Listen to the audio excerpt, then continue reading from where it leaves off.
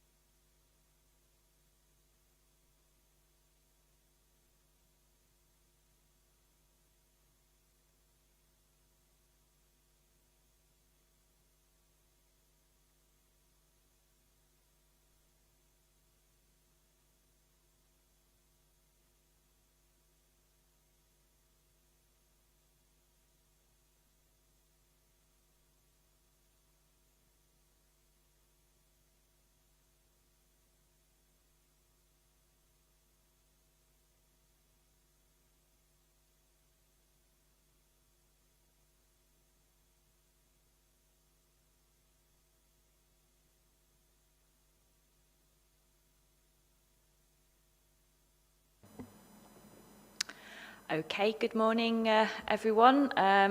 We'll reconvene the inquiry. It's day 13. I hope everyone had a good weekend. We've got the cross-examination of Mr. Williams today. Before we kick off with that, a few housekeeping matters. Mr. Ware is with us over Teams today, so I can't see him yet. Here we go. Okay, Mr. Ware, do you want to deal with your procedural matters? Yes. Good morning, everybody. I've got a terrible echo on this line, but I trust everybody can hear me clearly. Yes. Yep, getting a nod. Right, yes, good morning, everyone from sunny Yorkshire. It's actually raining in Yorkshire, but never mind, you can pretend. I've just got one matter. I'm not sure if XR elders are present in the room or if they're online. I don't know, Mrs. Searson, if they're with you. Yes, we've got Mrs. Turner with us. And I'm not now getting audio from the council chamber. You're not? Can you hear us? No, I'm afraid that on Teams, I've got a mute signal up for the council chamber.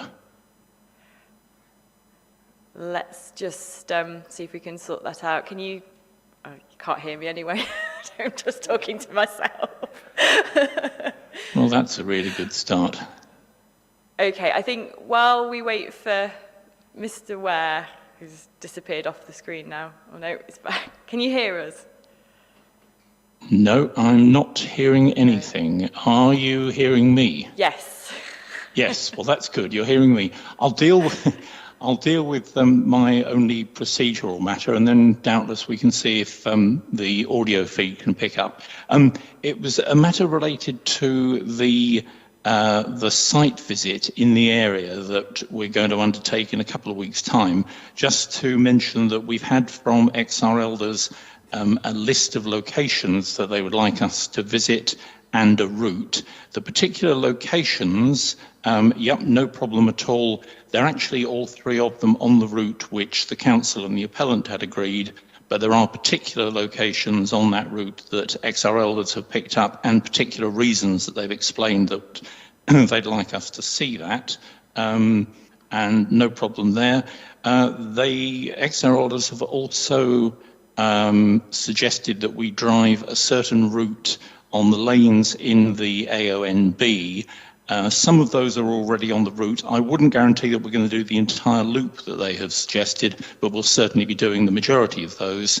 Now, as far as I know, that concludes all the comments that we were expecting on the route. And through the programme officer, we're going to ask the council if they could add to the very good map and schedule which they have prepared. That was my only housekeeping matter, but I am still reading a crossed out microphone for the council chamber, which is going to make life a bit tricky. Perhaps, Mrs. Searson, if you could carry on with any other housekeeping matters. I could always listen on the web stream, but then can't join in on the inquiry itself. But perhaps if you could carry on with your other housekeeping matters, and we'll see where the technical people get to. Okay, I'll give a thumbs up so you can hear me. I'm not sure if everyone else on Teams is experiencing the same issues or not, but we'll try and get that resolved. Okay. Just a reminder, there was the additional proof deadline for climate change on Friday, so just a reminder for that. We've obviously got Mr. Williams here this morning for cross-examination. We've had a request from XR elders to put some questions to Mr. Williams regarding tranquility. Now, obviously, they don't have a noise witness, but they do have submitted evidence in terms of tranquility, which will be dealt with in the Green Belt and Landscape Week. I'm content to have some questions put through myself, but I just wanted to explore this with Mr. Humphreys just to see if you were content with the approach, please.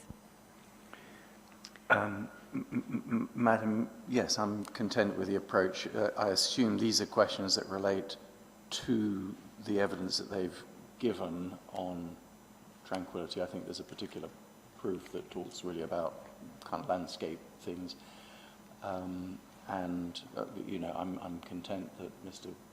Williams answered those questions. Yeah, I mean, I don't expect any repetition, so if it's been covered already, there's no need to go there again. I don't know if that's Ms. Beth, if she's with us on Teams, or if that's Mrs. Turner that will be putting the questions. It'll be you, Mrs. Turner, will it? Sorry, Tudor, I'm very sorry. I'm terrible at names, so I got the initial right, I suppose, but will it be yourself? Okay. Okay, great. Thank you very much. Yeah.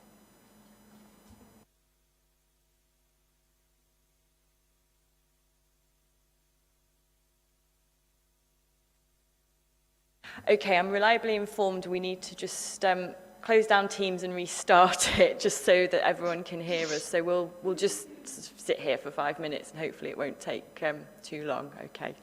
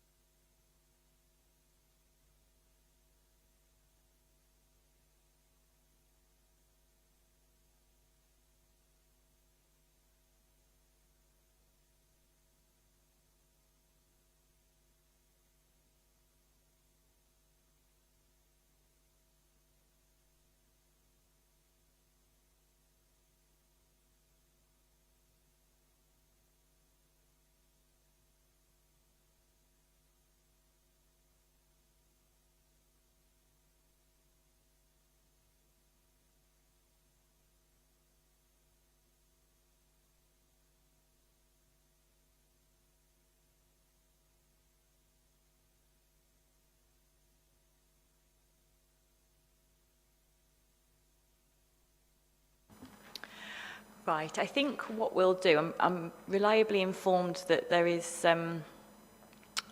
no one wanting to participate through Teams, and the live stream is working very well, touch wood. So I think what we'll do, we'll start, there's a nod from the back, thank you. We'll start, people can watch through live stream anyway. If Mr. Ware has any questions, he can message me directly through Teams and I'll put them as well on behalf of him. Mr. Morehouse. Thank you. I just wanted to raise one more matter of housekeeping, which Yes. is something I've raised with Joanna Vincent already. The inquiry will be aware that the PCAA are not calling specific health evidence. We've noted that on Thursday we're down to cross-examine Mr. Piper in relation to that, and we've indicated or would like to indicate that we're not proposing to cross-examine, so hopefully there'll be a time saving from that point of view, given that we're not calling evidence on that. Also, we are unlikely to be, well, some of us are unlikely to be physically present tomorrow or Thursday, but we'll be following matters remotely. Yeah, thank you very much. And you're ahead of me because I'd not clocked about the health yet, but okay, thank you very much. Okay. Oh, I've just got a message. Mr. Ware's not sure if live stream has audio. It was going so great. Day 13, it's typical, isn't it?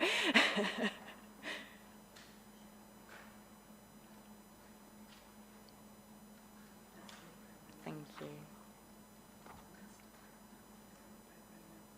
Yeah, I think Dom's on.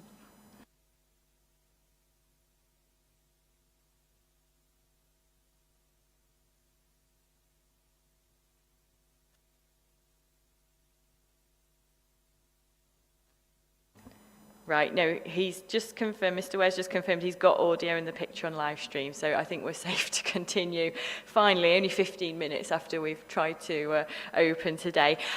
Just a reminder to everyone, and I just try and say this at the start of each week, speak into the microphones, please, because audio is difficult, especially on Teams, you can't hear anything. And obviously, make sure you answer the questions yes or no and qualify, etc. I don't need to repeat it, but I'd just like to at the start. Okay. All right. So over to you then, Mr. Taylor. Madam, thank you. Mr. Williams, good morning. Morning. I want to start, please, by just reviewing with you what has changed since officers made their recommendation to the Planning Committee last year. I think we can agree, can't we, that we have new passenger demand forecasts produced by and on behalf of Bristol Airport Limited. Yes. There's a new assessment year for impact at 2030. Yes. We have new fleet mixes produced by and on behalf of Bristol Airport Limited for the 10 MPPA case in 2030 and the 12 MPPA case in 2030, yes? Yes. We have a new assessment of the noise impact set out in the addendum to the environmental statement that came out at the end of November, I think, of last year. A new assessment using the same methodology, yeah. Yes. And we've also received from you the errata sheet, I think a couple of weeks ago now. Feels like yesterday. Is that right? Yes. Yeah. And we've also received in your rebuttal evidence new assessment data on noise awakenings and also some assessment of using the number above index. Yes? Yes. Okay. And we've also seen in the last few weeks the publication of two SONA documents, one general document and one relating to sleep disturbance specifically, yes? I'd agree they're new documents. I don't think they substantially change anything. Just pointing out what's been published. Those weren't available at the time when officers made their recommendation to the committee, were they? Correct. Right, thank you. Now, some questions just to clarify a few matters, if I may, before we get really started. The SONA document, SONA 2014, we've got that as CD 10.9. Would you agree that that is not a policy document, but rather a research study? Yes, I think that's a fair assessment. Okay, thank you. The ICANN document, the report produced by ICANN, which we've got at CD 1047, again, that's not a policy document, is it? No.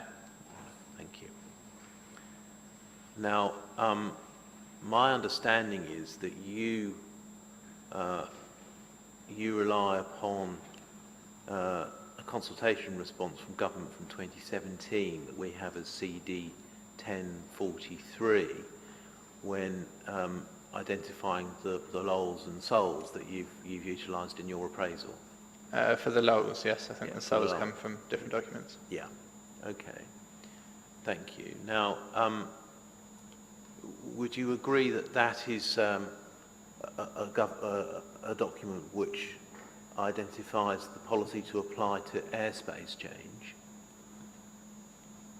Yes, I would agree it specifically applies to airspace change, but I think it is also very relevant in this case in respect to the setting of the lols. Right, but in terms of the policy that it sets, it's not a policy statement which sets a particular approach to lols that are to be adopted in determining applications for planning permission for airport expansion, is it?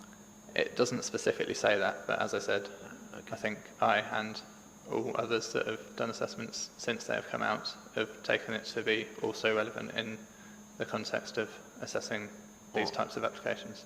Okay, thank you. That's very helpful. Now, one last point of clarification. This is really to help us understand the tables that you've produced in the assessment process for air noise impact. And just wanted to take everybody to CD 2.20.4, which is a part of the addendum ES.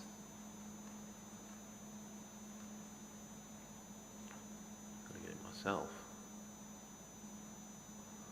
220.4, and the page that I want to take us to is page 36 of that PDF.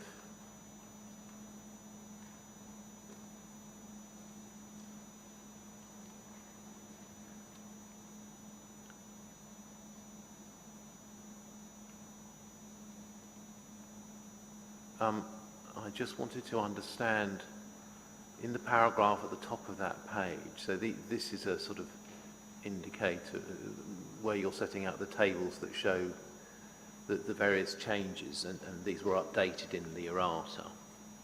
The text at the top of that page explains that this looks at impact, and then the last sentence says this: the small number of receptors that do not experience any change in noise between the two scenarios are given in these tables in the beneficial receptor column. Yes, that's what it says. So where a property doesn't experience any change, it is included in your tables as in the beneficial row. Yes, that's correct. Right, so it's recorded as obtaining a benefit when in fact there's no change. Yes, that's correct, although I would point out it was a very small number of properties, and I'm not actually sure if there were any in this specific table. Right, okay. Well, of course, I can confirm if it is an important point. yeah, okay. Fine.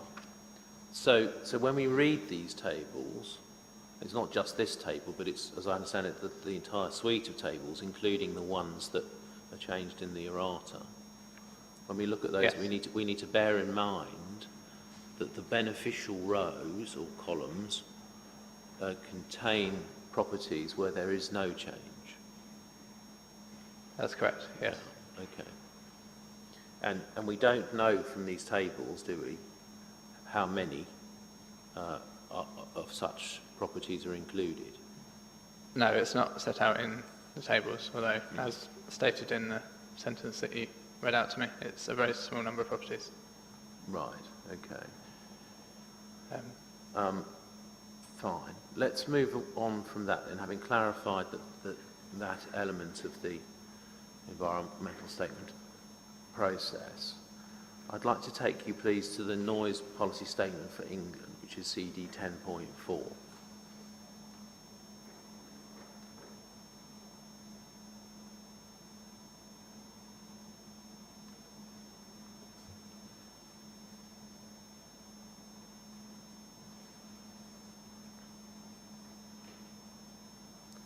And we've looked at this, I think, already at the inquiry. I wanted to take you in it to paragraph 2.9 on page 7.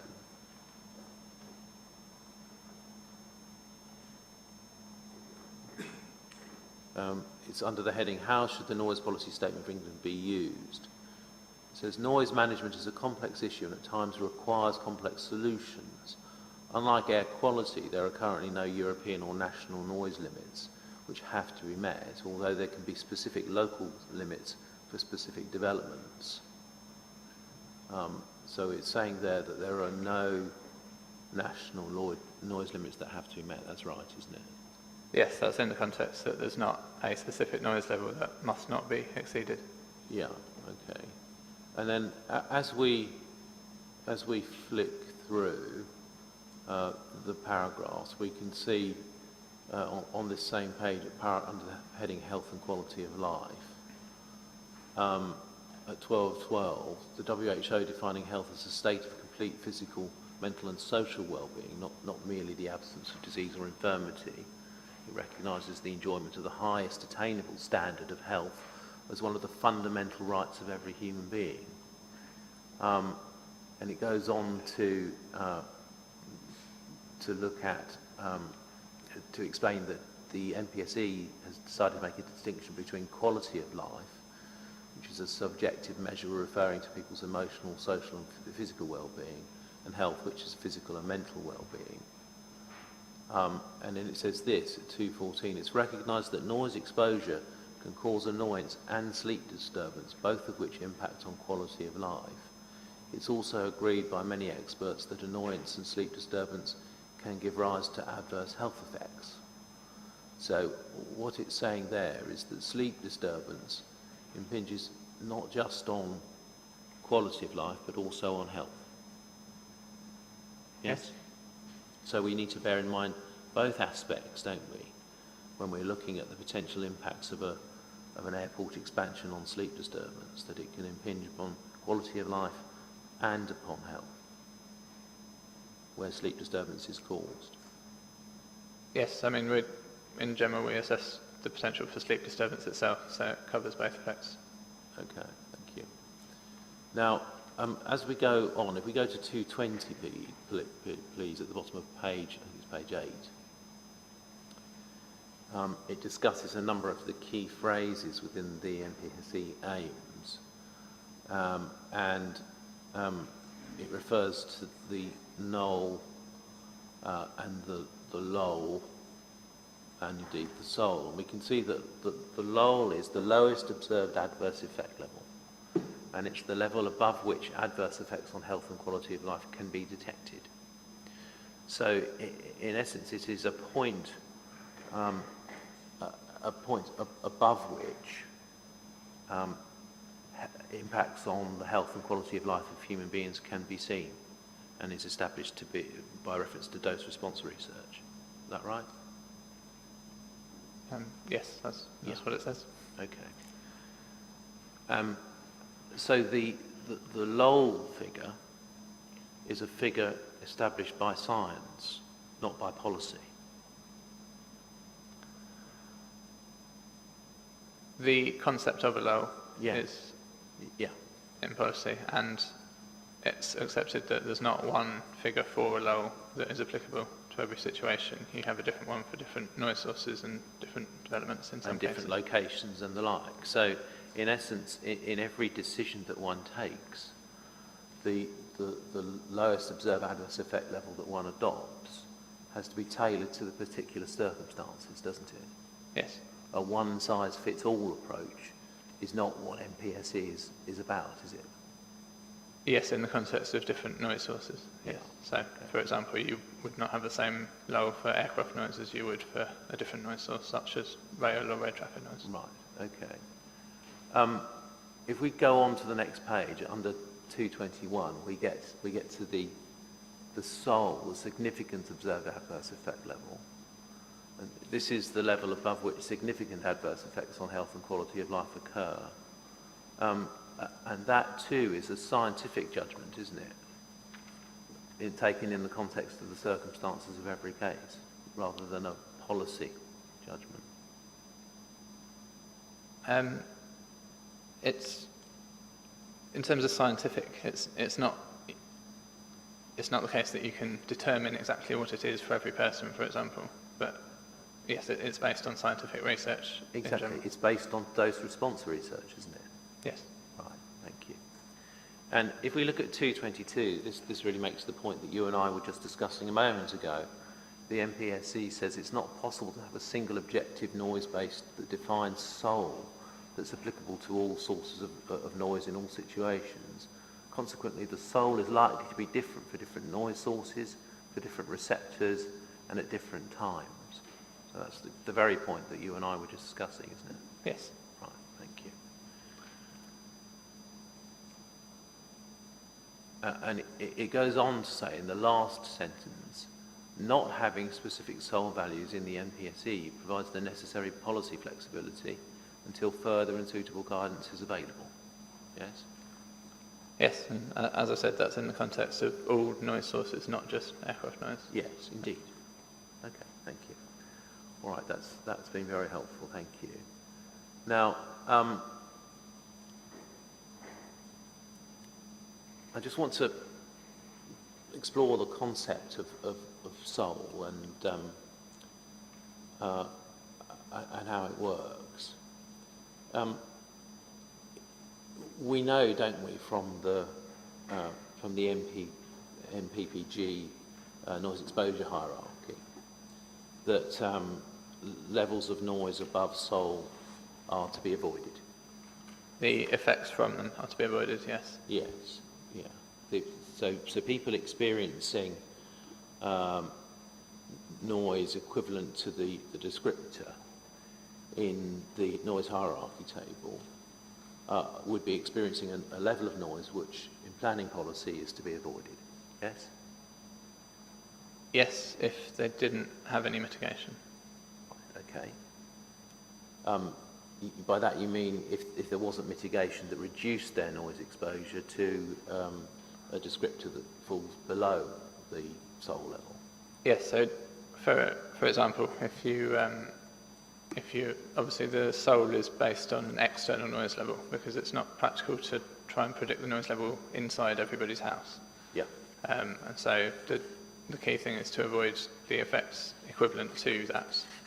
Yeah. Okay. And clearly, if someone has mitigation in the form of enhanced sound insulation, they would have lower internal noise levels. Yeah, we'll come on to discuss all of this in a while. Now, my understanding is that if a proposed development results in a change so that someone's exposure shifts from below SOL to above SOL, and that isn't mitigated, that impact is to be avoided in policy terms.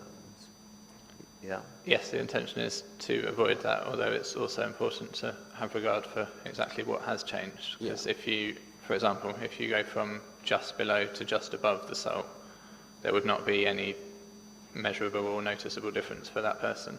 But that person would then be experiencing a level above SOL, which is to be avoided, whereas before they were experiencing a level below SOL, where there is an obligation to, as I understand it, carry out or to mitigate as far as reasonably practicable. There's a shift, isn't there, in the policy response? Yes, although that is based on an overall population assessment. It's not necessary. There's not kind of a cliff edge where effects suddenly happen at the SOL that don't happen before it. Right. Okay. So you're saying that your evidence to this inquiry, just so I've understood it, is that where somebody is below Sol, just below Sol, and an impact shifts them above Sol, that is not an impact which is significant in policy terms. Is that what you're saying?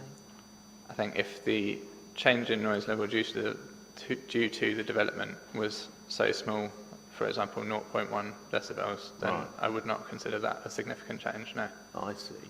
Because my understanding is that the use of Sol and Lol is to set levels, absolute levels. It doesn't look at change, it looks at what noise you're exposed to. That's right, isn't it? Yes. Yeah. So, in the situation I just postulated, the person experiencing the noise, even if the change is small, shifts in policy terms into a bracket where their noise exposure is to be avoided. That's right, isn't it? Yes, in policy terms, there is, Yeah. I agree, a clear Okay. intention to avoid those effects. But my point was that just because somebody changes from one side of the line to the other doesn't make it a significant effect in the context of development. Right, Okay. Well, I'm talking to you about policy, whether there's a shift in policy. I think you've agreed that in that circumstance, that person moves into a bracket where the noise they're being exposed to is to be avoided. Yes, I agree. There is a policy intention to avoid those effects. Okay, let's take another example. Let's take somebody who's already exposed to a noise level that is above the Sol threshold. And a development comes along and it increases their noise exposure. In policy terms, that person receives an increase in noise exposure above the Sol level, and their level of noise exposure is still one to be avoided, isn't it? Yes, and again, I think the relevant thing would be what's actually changed for that person. Right. Now, if you adopt an approach where for that person who's already above the Sol level, as you have done, as I understand it in the environmental statement and the environmental statement addendum, of saying, well, that a person already experiencing Sol has to have a greater than 2 decibel change in their noise environment for a significant effect to arise, you, in essence, ignore the fact that that person is already experiencing a level of noise which has to be avoided. I mean, necessarily. In the context of assessing whether the change due to the development is significant, we look at primarily the change. That's right. Yeah. We have, as you know, Yeah. So if we required. move away, Can you let me finish? sure. We have, as you know, required a smaller change in order to determine significance at higher noise levels. So there is regard given to the absolute level of noise. Well, if we take that person who experiences an increase in noise level that's less than 2 dB, who's already experiencing levels above Sol, they're already experiencing significant adverse effects from noise. The proposed development comes along and it increases the amount of noise that they're being exposed to. That increase results in a level of noise which is to be avoided in policy terms. That's right, isn't it? The effects are to be avoided, yes. And Yeah. as I said earlier, if mitigation is suitably applied, then the effects can be avoided despite the external noise levels being above the Sol. All right. So on that basis, an approach looking at significance by reference to change and change alone is not an approach which captures the policy-based impact that the NPSE and the NPPG requires. That must be right, mustn't it?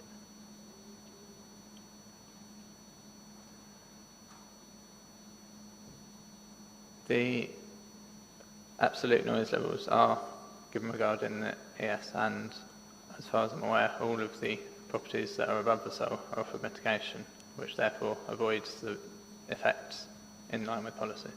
Right. I don't think that's an answer to my question, Mr. Williams, with the greatest of respect.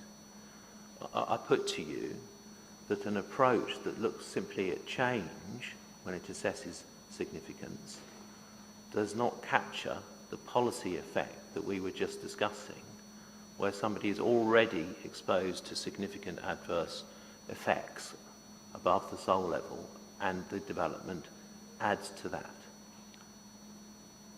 Your approach Yes. doesn't capture that policy impact, does it? Yes, that's correct, although the policy itself does not require that assessment in terms of a development, I don't think. Okay. And, Sorry, the, no, I don't want to cut across you. the significant effects, if they exist already before the development, there's already a policy requirement to try and mitigate them. Right, okay. Now, just so that we understand what the degree of significant effects are that you're identifying, if we take up your proof, please, and turn to page 47, I'm hoping on that page we might find table 7, which is a summary of change in air noise levels by day.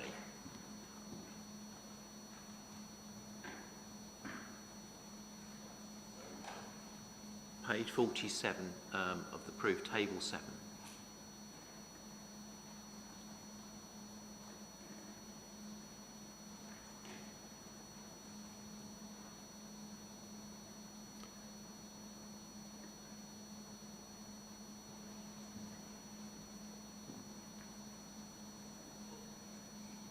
And if we look at the bottom half of that table, we've got the comparison of 10 mppa to 12 mppa. And we've got 10 properties in the day experiencing an increase in the decibel level that they're exposed to when they're, as I understand it, already above the soul level. Is that right? An increase when you compare 10 and 12 million in 2030, yes, Yeah. that's right. Okay. So that's 10 properties that are experiencing noise levels which in policy terms are to be avoided. Yes, and that's the case with and without development. Right.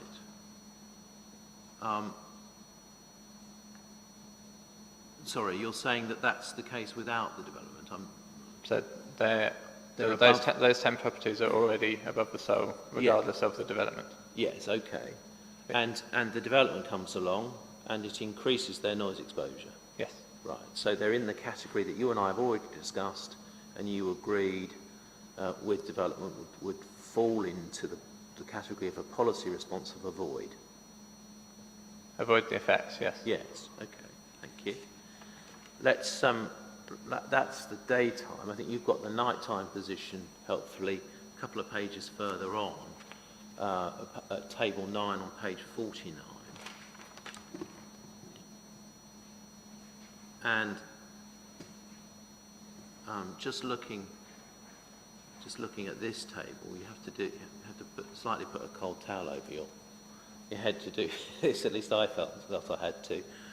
We've got the 10 mppa position at 2030 is the bottom row. There are 100 dwellings in that, and then that rises to 250 dwellings in the row above for 12 mppa. Is that right? Sorry, I'm looking at the wrong table. Which table is it? Table 9 on your page 49. Yes, 100 to 250 in 2030, Yeah. that's correct. So that means there are 150 new dwellings above Seoul as a result of the proposed development. Yes. Right. Okay. And just so that I understand it, the other 100, the ones that are already in the 10 mppa position, they're exposed to increased levels of noise. Yes, that's correct. And Right. as So- before, all of these properties above the soul would be offered mitigation. So we've got to remember when we look at the 250 that 100 of those are in the category that you and I were just discussing about above Seoul and they get a bit more noise, which is to be avoided in policy terms, isn't it?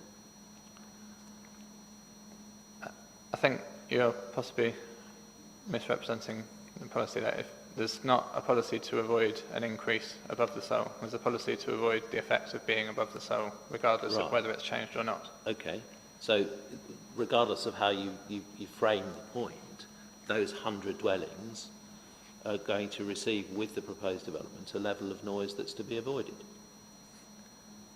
I'm not sure if you mean if you're meaning the other 150, because the 100 receive it with or without the development. Right. Okay. And with or without the development, that level of noise is to be avoided. Yes, and as I've already said, they will all be offered mitigation, and that avoids the effects of those noise levels. And the other 150, the dwellings that shift from below Seoul to above Seoul, they're self-evidently, in a category which in policy terms are exposed to an impact which is to be avoided. Again, yes, same answer. Okay. Now, we saw that during the day there were 10 houses that were the subject of the policy response of avoid. Are those 10 houses also included in the 250 that we see receiving an impact at night in the 12 MPPA case? I would assume so. I don't know specifically, but I'd be Okay, surprised if they're not. So there are 10 houses on your evidence that are exposed to levels of noise above Seoul during the day and Seoul during the night. Yes.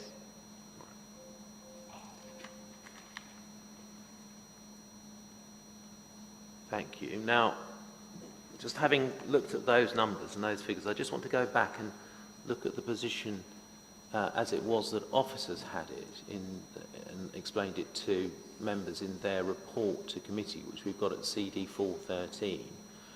I will take you to that and to page, I think it's page 99 in the PDF.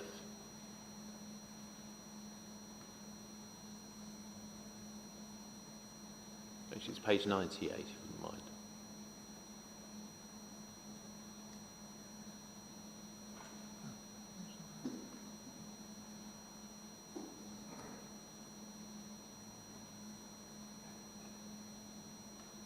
Sorry, which page? Page 98 of the PDF. At the very foot of the page, it's got summary of air noise results. And here, officers are explaining and summarising the results. They say that current emerging policy indicates the decision should be based on the LAQ 16-hour metric. Results obtained using other metrics are treated as supplementary information and have less weight. We'll come on to that in a bit, don't worry. Since Bowles results using the LAQ 16-hour noise metric accord with its prescribed methodology, the results shown in the LAQ tables are reasonable. And then they go on to show that in this context, the projected noise results for the daytime period show that the number of properties in the noise contours 54 to 63, that's between Lowell and Seoul, don't increase. They go on to look at the projected results for the nighttime period, show a small reduction in the number of properties in the 48 to 55, in other words, above Lowell and up to Seoul. So these results suggest the difference in aviation noise is minimal, and it goes on to then look at, without the development as a result of quieter aircraft technology evolves, there would be a reduction in the size of all day and nighttime noise contours. So, I mean, correct me if I'm wrong, but there's no reference in that report to there being any impacts on people receiving levels above Seoul, is there? Not in the passage that you read out. It's not my report. I didn't influence what the officers wrote in their report. Okay, thank you.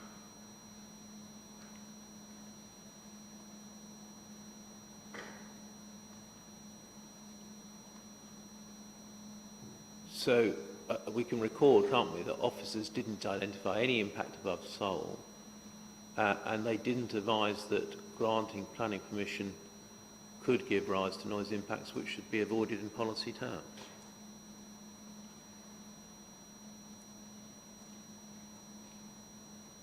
I haven't read every word of the officer's report, but if you say so, then yes.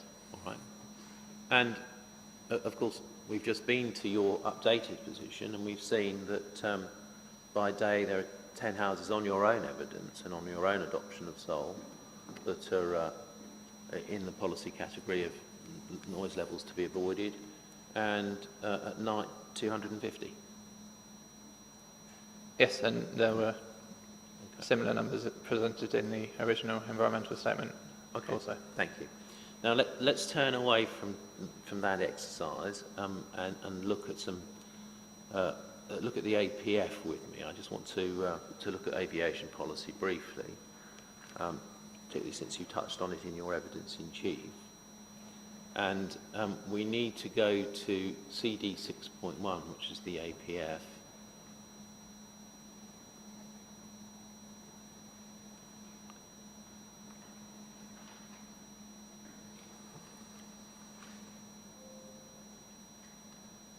And I'd like to take you to paragraph 333, please, which I didn't write the page number down for.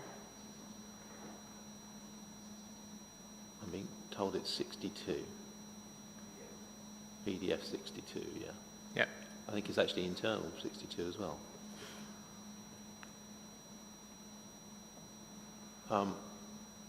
And we see here a reference to the key principle. So this is 333, the principle that airports should act as good neighbours, so that the local communities can have confidence that airport operators take their noise impact seriously. And that requires airports to be open and transparent in their communications. And the government expects airports to help local communities understand these noise impacts and performance against relevant targets or commitments through monitoring, provision of information and communication designed around the specific noise impacts and needs of the community. Now, Mr. Williams, do you think that the adoption of the approach of looking at change that was taken in the ES, compared to the way in which you and I have explored it this morning by reference to the policy approach of the need to avoid levels above SOL, do you think the approach that that was adopted in the ES is one which is one that helps the local community understands the noise impact in the context of the policy approach in the MPPF?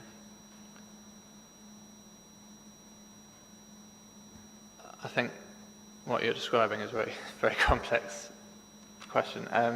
The table that you referred to me to isn't the only thing that's intended to help the community understand. Obviously, we know there's other metrics available that are also presented to try and help the community understand the impacts.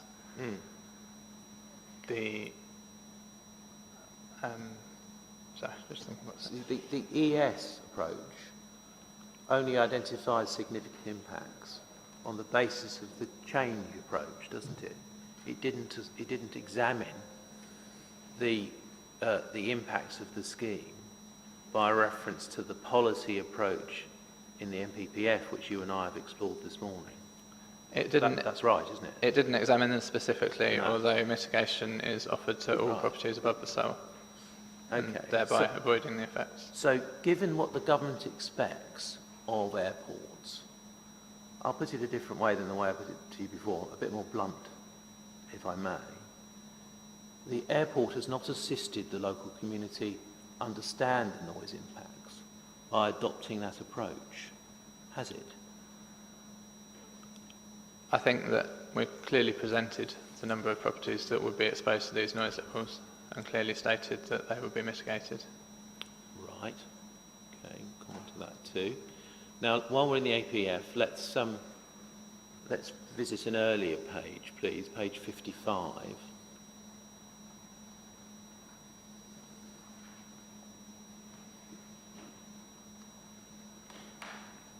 And look at paragraph 3.3.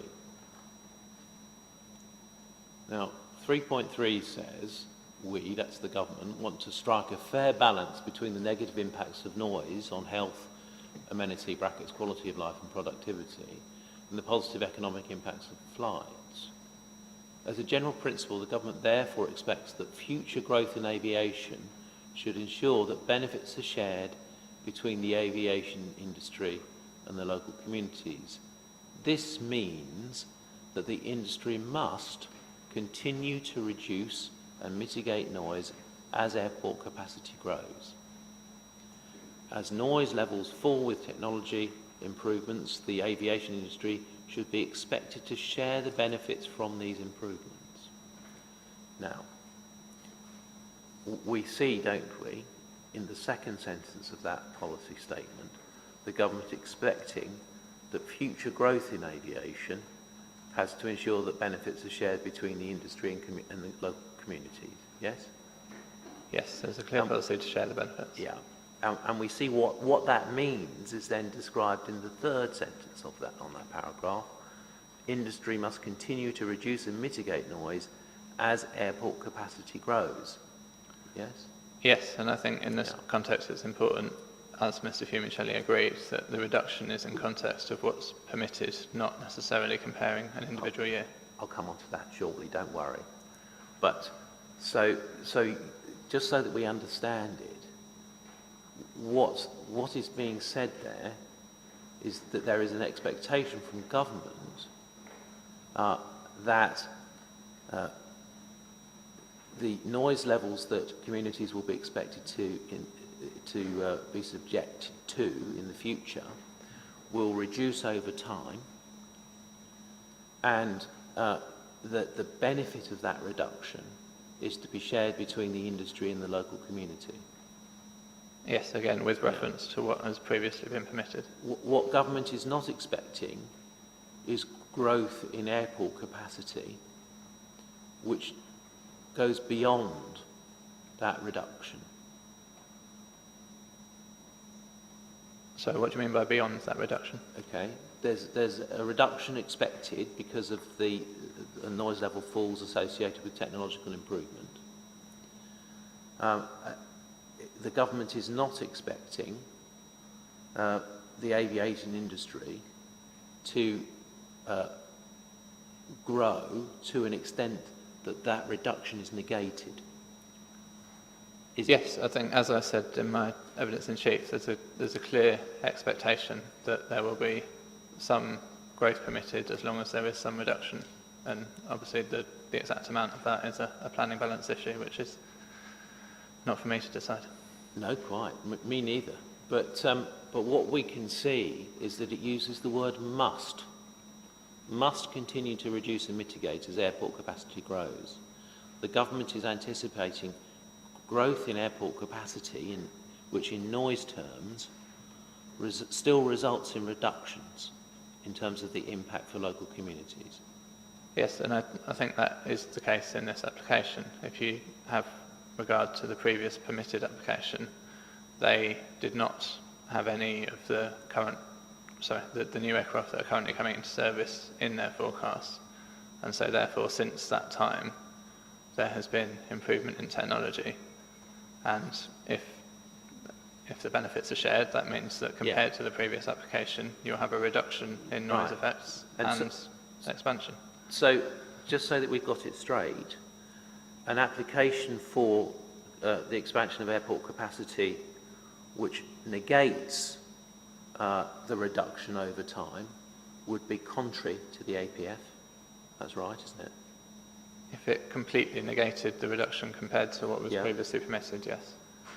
And equally, an application for an airport expansion which does not share the benefits of the reduction in noise levels, that too would be contrary to the APF, wouldn't it?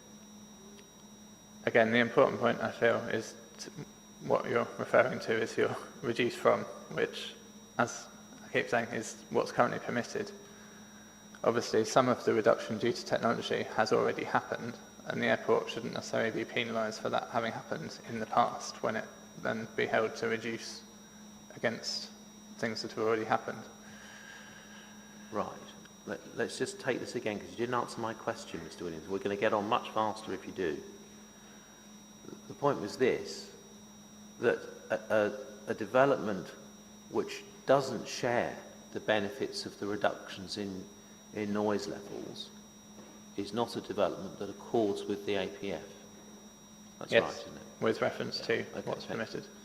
All right. Now, having established that that's what the APF approach is, let's just have a look at the way in which that was addressed in the environmental statement. We need to have a look at CD 2.05.17.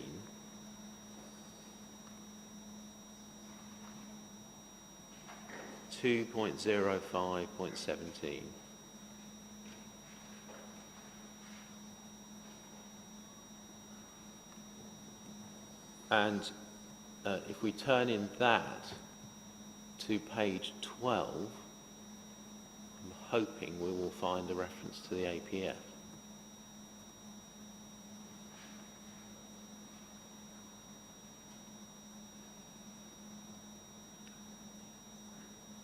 Yeah. So here we have the APF summary on this page. And just looking down that page, we don't see any reference to the policy approach that I just put to you, Mr. Williams, do we?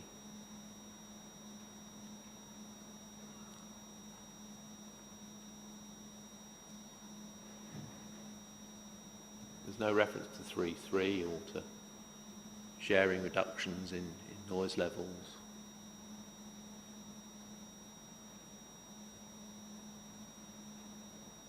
I'd take your word for it. Yes, probably. Okay, well, we can all see that for ourselves. Now, just so that we can compare the situation to when you considered the matter in your proof of evidence, please, if we turn to page 16 of your proof.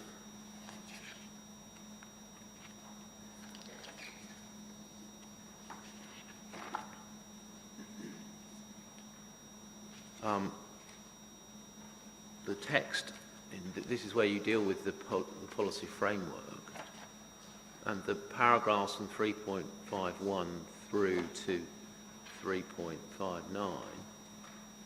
appear to me to be the same paragraphs that appeared in the ES. There's been what one might call a cut and paste job.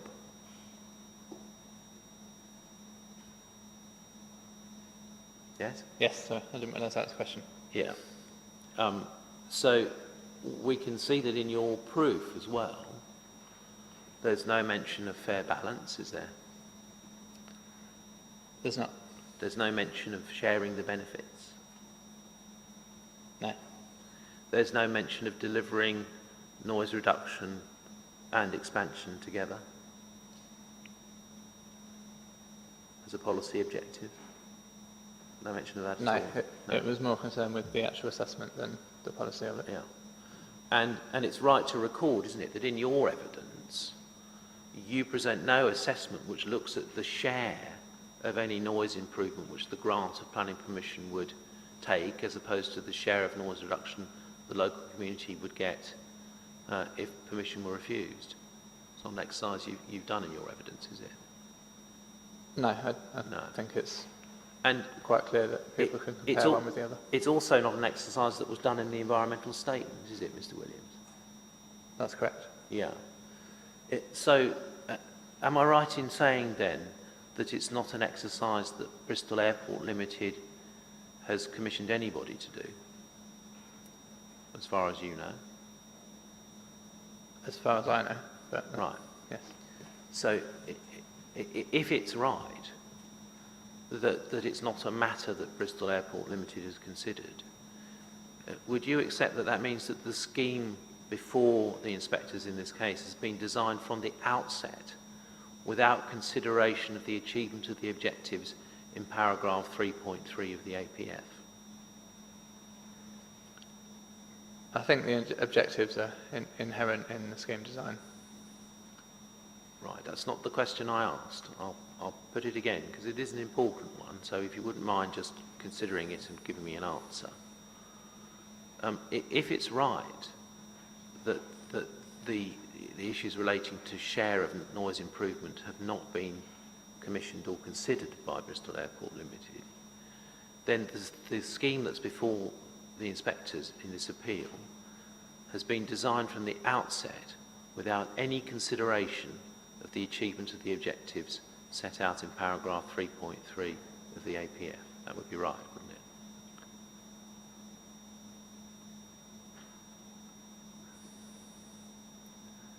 I think if there's been no consideration of it, then clearly it's not been considered. Yeah. But okay. I think there's a clear intention that impacts will reduce over time.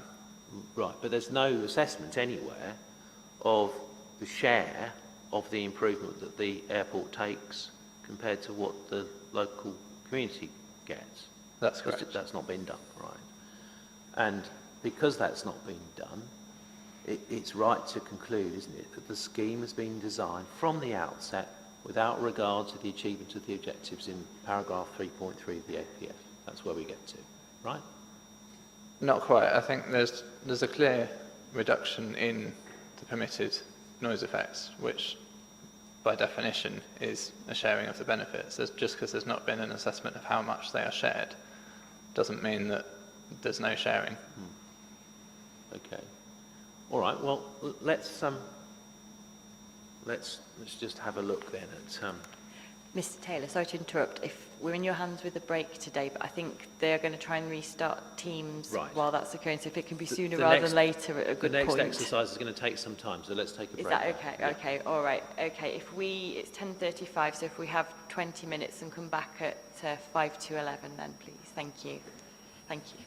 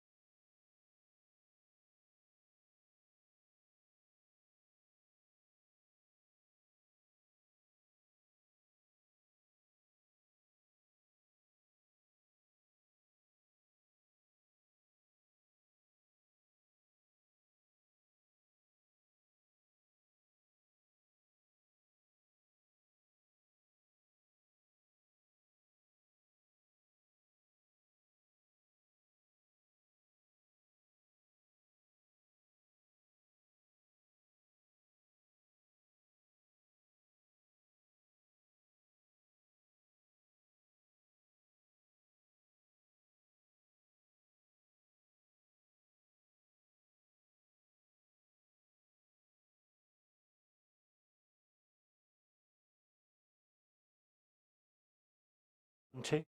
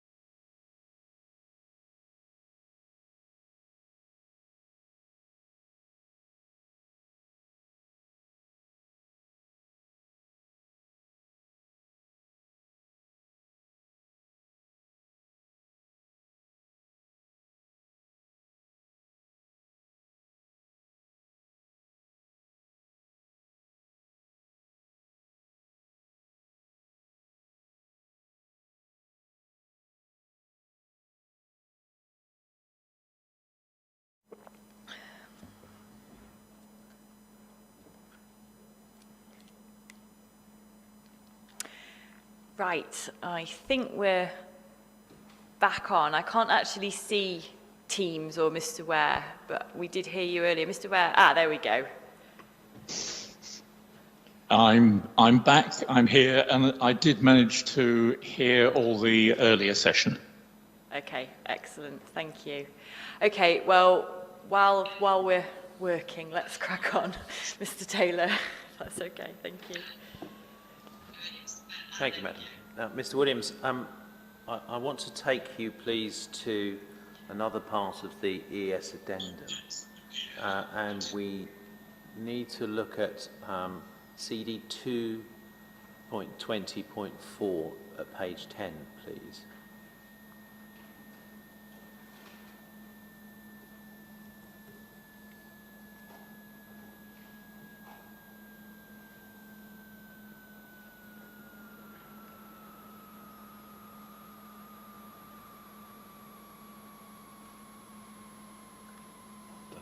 PDF 10.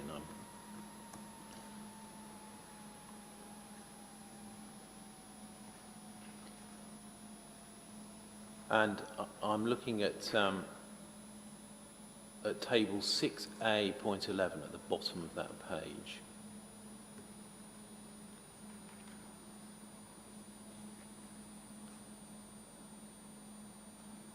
And if we look at the 57 dB row of the table, it gives us the contour areas for the 57 decibel 16-hour LAQ. And we see for the 10 mppa 2024 case 10.7 kilometers squared, for the 12 mppa 2030 10.7 kilometers squared, and for the 10 mppa 9 kilometers squared. Yes? Yes. And we know, don't we, that the extant 10 mppa planning permission has a contour limited area of 12.42 kilometres for 57 decibels. That's correct. Right. So the ES is not identifying anywhere in the no development case noise being generated to produce a contour as large as 12.42 kilometres squared. The highest we've got in the ES is 10.7 kilometres squared, yeah? That's correct, yeah. Yeah. So when we're looking, and you mentioned the 10 mppa Planning Commission contour area earlier in some of your answers, just so that I understand it, you would accept, wouldn't you, that there's no evidence before this inquiry that demonstrates that there's a real prospect that if planning permission were refused for the proposed development, a contour area above 10.7 kilometres squared would be exceeded? Yes, that's correct. Although, as mentioned before, the reason for that is that the technology improvements have already happened compared to when it was permitted. Right. Well,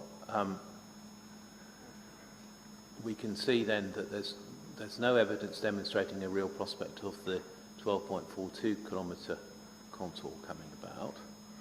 So let's just do another exercise when we're looking at fair share, and just want to take you through some of the tables in your proof, if I may, starting on page 46 with your table 6.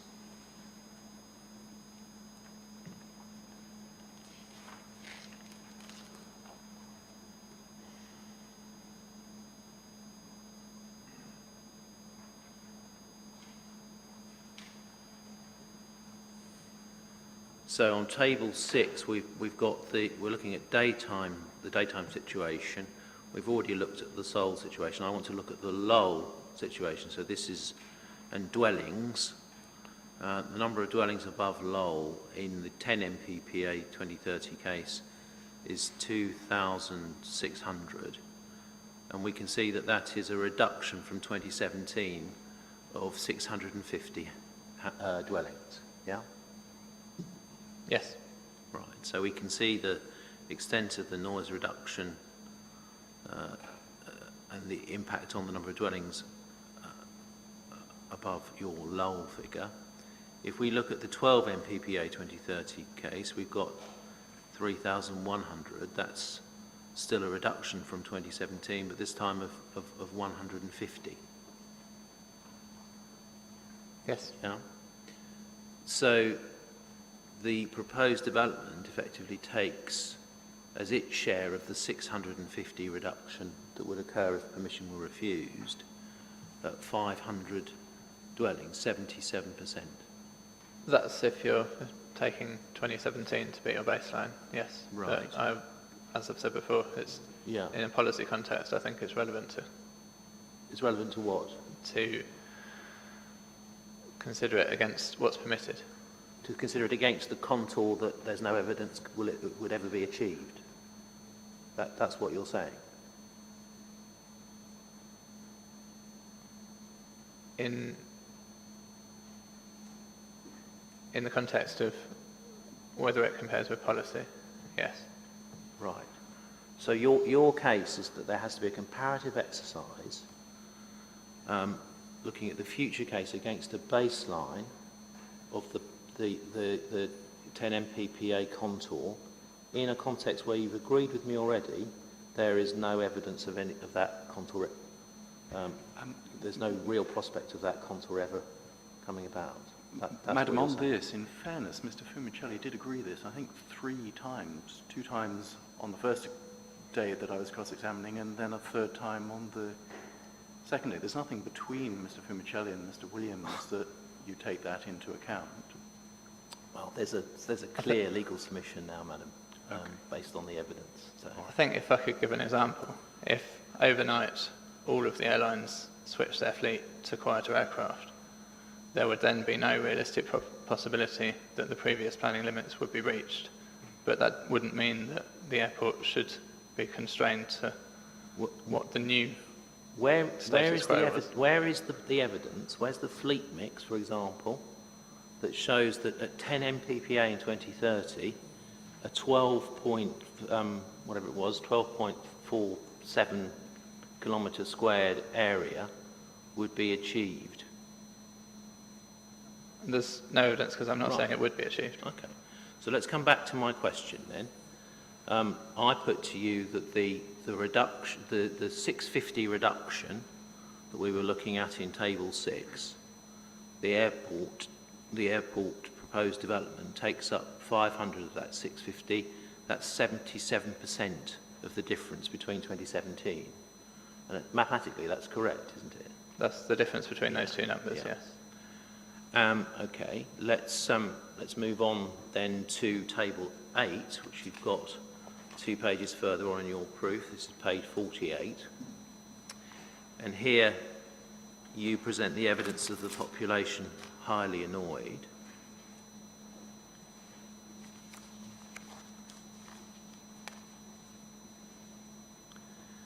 And we can see that in 2017 there are 750 people highly annoyed. That reduces by 150 to 600 in the 10 mppa 2030 case. Yeah? Yes. So that's what could be expected if planning permission were refused for the proposed development. And with the development it drops 50 to 700. So mathematically the proposed development takes up 100 of the 150 reduction that would otherwise be realised. That's a 66% share. Yes? Yes, again, using the reference baseline that you've used. Yes. Well, where do I see your appraisal of that sort of exercise against any other baseline? Where do you look at the number of people highly annoyed against a different baseline? We've not sought to come up with a hypothetical fleet mix that would be what... Because we established earlier it's not something you've done. So I'm just using the information that we've got. So let's continue doing that. If we go, please, to Table 9 on the next page, page 49, and we look at the nighttime lull situation. So we're looking at dwellings again. In 2017, we've got 3,750 dwellings above the lull 45 dB LA/QA tower threshold. And we can see that the 12 mppa 2030 situation, there are 4,000. So that's a situation where, with the development, the situation is worse than 2017 because there are more dwellings above lull.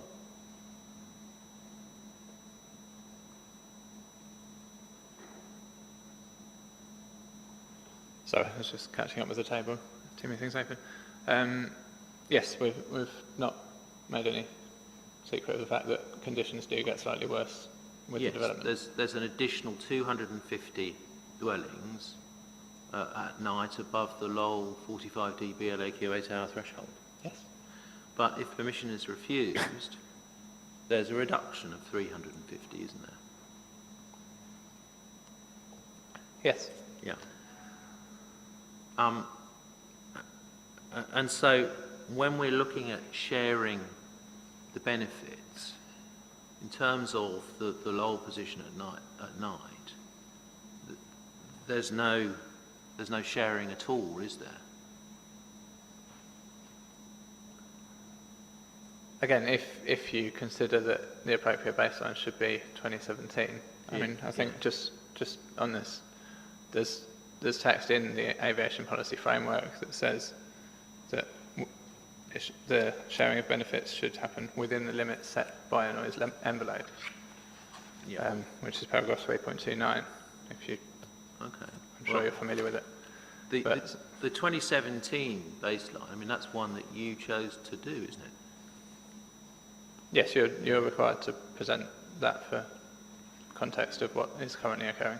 Yeah, so that we can see the change compared to the past. Yes. Yeah. All right, thank you. Now, if we stay with table 9 and just look at the position in relation to Seoul, and we looked at this earlier, we've got in 2017 150 dwellings above the nighttime Seoul 55 dB LAQ 8-hour, but with the proposed development 250. So again, we have a position that's worse than 2017, don't we? Yes, sorry. Yeah. I'm not disputing that one number is bigger than another. Okay, and so we've got an increase of 100 dwellings on 2017 baseline. So again, there's no sharing of benefits in terms of the nighttime noise impacts by reference to that table, is there? Again, yes. Yeah, so compared to 2017. whether you look at Lowell or Seoul at night time, the proposed development does not result in any sharing of benefits of noise reductions, does it? As I've stated, compared to 2017, no. Yeah. Obviously, compared to what is currently permitted, there is benefits. Yeah, and you've not presented any other analysis or example in which you demonstrate a sharing of noise reductions by reference to any other baseline? No, we've not, but I think it's quite well understood that if the contour area reduces, that would be better. Right, okay. So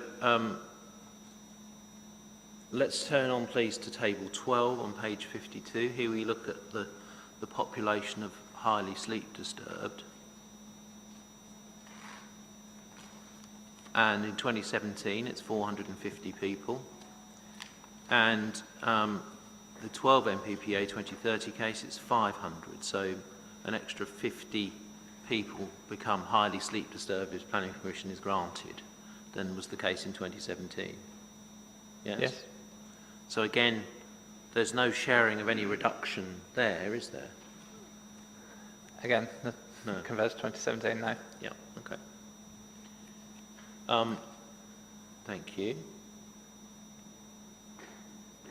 We can contrast that with the position if permission is refused, the 10 MPPA results in 400, so there's a reduction in the number of people who would be highly sleep disturbed, isn't there? Yeah. Right. Thank you. Now, the next exercise I want to do is to continue this approach, but by reference to your rebuttal proof, if we may, and to the tables you've got on pages 6 and 7, where you look at the N70 and N60 index.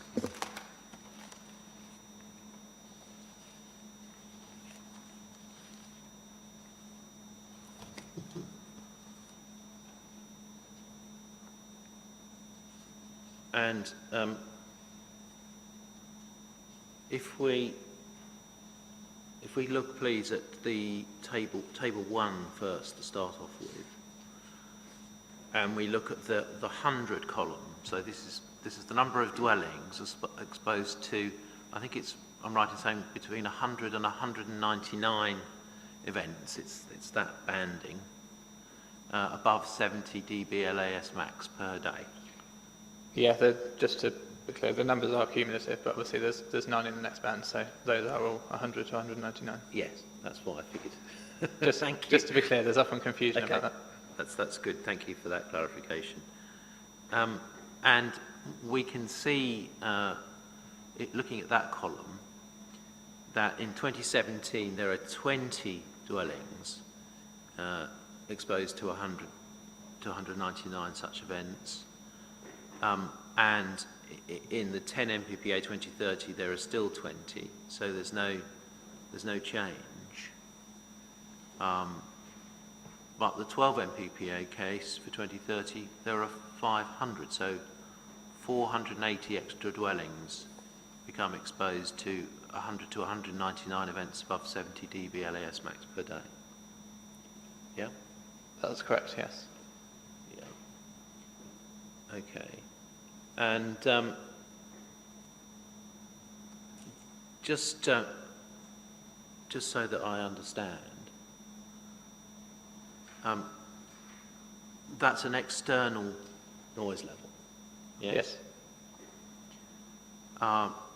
So if we were in the garden of one of those 480 properties, we would be exposed effectively to an aircraft approaching, and the maximum instantaneous noise we would hear would be 70 decibels.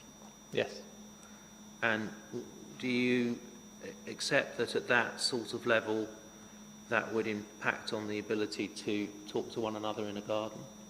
Yes, certainly in the garden. And indeed, if one's inside a house with the window open, we would deduct, what, about 15 dB from the 70 to get to a maximum level of 55? With the window Broadly, open? yes, although Yeah. there's some argument that it could be slightly higher in the UK, Okay. as stated in SONA, I think it is. We can debate that later if we need to. A level of around about 55 dB as an instantaneous noise level, again, is loud enough to interrupt normal conversation or make it difficult to hear a telephone call, isn't it? Sorry, I just missed the first part of that. Were you talking about inside or outside? Inside. Yes, it's around that level. Yeah. So, in order to not have conversation interrupted during the day 100 plus times, those 480 houses would have to keep their windows and doors shut. Yes, although I do think it's important to note that just because they're over 100 compared to just under 100, which is likely the case for the 10 million scenario, it doesn't necessarily mean that there's a substantial change between the two scenarios. Right, okay. Fine. In terms of having to live your life so that you can't really have a conversation in your garden without it being interrupted, you can't talk on the telephone unless your windows and doors are shut. Would you say that that was an adverse impact on the quality of life of the people residing in those 480 dwellings, Mr. Williams? I'm not aware of research that specifically defines what level is an adverse impact for N70s. Do you remember, I think you were kind enough to hand round the noise exposure hierarchy table. I'm not sure if it got an inquiry document number yet, but if we could just take it to hand and just in the context of what we're discussing, have a look at. If it helps, it's CD 10.40.1. Okay, thank you. Others.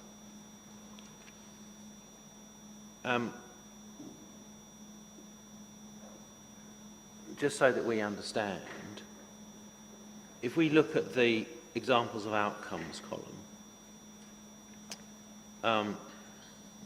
we can see that between Lowell and Seoul, it says response, present and intrusive. Noise can be heard and causes small changes in behaviour, attitude or other physiological response, e.g. turning up the volume of the television, speaking more loudly. Where there's no alternative ventilation, having to close the window for some of the time because of the noise. Potential for some reported sleep disturbance affects the acoustic character of the area, such that there's a small actual or perceived change in quality of life. So that's between Lowell and Seoul. And then above Seoul, it says the noise causes a material change in behaviour, attitude or other physiological response, e.g. avoiding certain activities during periods of intrusion. But there's no alternative ventilation, having to keep windows closed most of the time because of the noise. Potential for sleep disturbance resulting in difficulty in getting to sleep, premature awakening and difficulty getting back to sleep. Quality of life diminished due to change in acoustic character of the area. Now, for those 480 dwellings that we were talking about in 2030, they're going to experience intrusion on their quality of life, which causes a material change in behaviour, aren't they? They're going to have to avoid conversations in their garden. They're going to have to shut their windows if they want to hear the TV or speak on the telephone. I don't quite agree with you on that one. The important thing is to consider is the research of what the actual effects and putting them in context. Obviously, these factors are also had regard in terms of the LEQ metric, because it's the same aircraft events that go into it. I think if you look at the research in the SONA studies, there's no kind of clear indication that that becomes significant at a level of 100 events for the M70 contour. Indeed, I think that's actually a lower level of annoyance than the 63 dB contour that is used as the sole. Yeah, I'm not talking about level of annoyance, Mr. Williams. I'm talking about individual events of a frequency of 100 plus a day interfering with people's ability to live their lives in their own homes. And what I put to you was that the table that you've produced here, table 1, and that column, the 100 column, is in effect identifying an impact that would cause those people subjected to it, the 480 dwellings and the people residing in them, to have a material change in their behaviour. I think whether it's material or not is the key differentiation here, and I can't tell you what is particularly material compared to what is just a change in behaviour, which is the description for the law. All right. And I think, as I said, the research supports that there's not evidence to set that as a sole. Well, there's also research, isn't there, that shows that normal speech levels 50 dB, and that would be impacted by noise events internally of 55 dB plus. Yeah? You already accepted that earlier. Well, that's not particularly important, but I think normal speech level is normally about 60 rather than 50. But That's speech right, okay. interference is normally a threshold of either 55 or 60, depending which research you read. Possibly depends on the distance that you are from the person. Okay, well, I could take you there now, but I think we'll do that later. Fine. And we also know, don't we, that levels of noise levels of around about 50 will affect the ability to talk on a telephone. Because you can't hear the person at the other end of the phone. I don't know about as low as 50, but certainly 55 or 60. Right, okay. That's helpful, thanks. Now, having looked at that table, table 1, let's have a look, please, at table 2. And here we have the N60 figures. So this is the number of events at night, people exposed above 60 dB LAS max. And we can see, if we look at the 20 column, so this is people who experience 20 to 49 events above 60 dB LAS max per night. Is that right? Yes. Okay.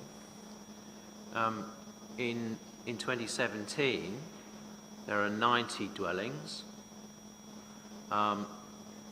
In the 12 MPPA 2030 case, there are 3,150. Now, by my maths, that's 3,060 extra dwellings. Yeah. And if you multiply those dwellings by 2.3, that's 7,038 people, Mr. Williams. I won't check your maths, but yeah. Now, this is nighttime impacts. If we deduct 15 decibels from the 60 to account for an open window, we get to 45. So what we'd be looking at is, on that basis, 20 to 49 events at 45 dB LAS max or above. Yeah, per night. Yes. And we know that the WHO guidance is no more than 55 dB LA max F for no more than 10 to 15 times. I think you said 55, but you meant 45 probably. In which case... Did I say 55? Yeah. Sorry, I meant 45. Yeah. I'm not trying to disagree. No, okay. That's fine. You're correcting me for... I'm not even aware of what I'm talking about. It wasn't in my favour. All right, thank you. So, but that's right, isn't it? The WHO guidance is 45 dB LA. Yes, that is the WHO guidance. Yeah. That's normally taken with windows open to be approximately the level of the lull in the Yeah. context of the other levels that are given in the same place. Yeah. Now, Mr. Fumicelli, in his evidence, explained that there's a difference, isn't there, between LAF max and LAS max? He did. And his evidence was that to account for that difference, you would need to add about 3 dB to the S max levels. Do you accept that you need to make an addition of that sort of order? I accept that there's about a 3 dB difference between slow and fast levels, although, as I think Mr. Fumicelli also was willing to accept, that there's a broad relationship and they can be equated in terms of the N60 and 45 indoors, which is also stated in the ICANN review of noise metrics. Okay. So we need to bear in mind, don't we, that what you've looked at in Table 2 is an S max figure. Yes, as with all aircraft noise assessment. And so potentially your threshold, if we were trying to equate it to a 45 dB F max, your threshold's slightly higher. As I said, theoretically, yes, but in terms of how it's normally looked at in terms of aircraft noise, there's not normally a differentiation. Okay, thank you. Fine. So, that's very helpful. Now, just so that we understand what we're talking about in terms of the 45 dB LA max files, can we go to CD 10.1, please? And this is the community guidelines published by the World Health Organization. And we need to go to PDF page 17 first.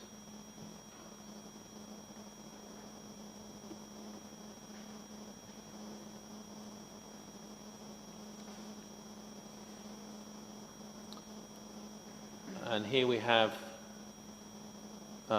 the guideline values in Table 1 for community noise in specific environments. Yes. And if we look at the second row down, we've got dwellings indoors, and it says inside bedrooms, sleep disturbance, night time. We've got a 30 dB LAQ, time base is 8 hours, and we've also got the LA Max Fast 45, we can see there, yeah? Yeah. And if we look at the next row down, outside bedrooms, so this is the outside figure, sleep disturbance, window open, we've got 45 dB LAQ over 8 hours, or 60 LA Max Fast. Yes. So, subject to that issue about fast and slow, we can see that the WHO is recommending an outside figure related to sleep disturbance of 60 LA Max Fast, can't we? Yes, and Right. that's, as I said, broadly equivalent to the LEQ figure of 45, which is adopted as the low. Yes. Well, let's go on in this document to look at where there's discussion about the LAQ and the LA Max. If we turn to page 48, please, of the PDF.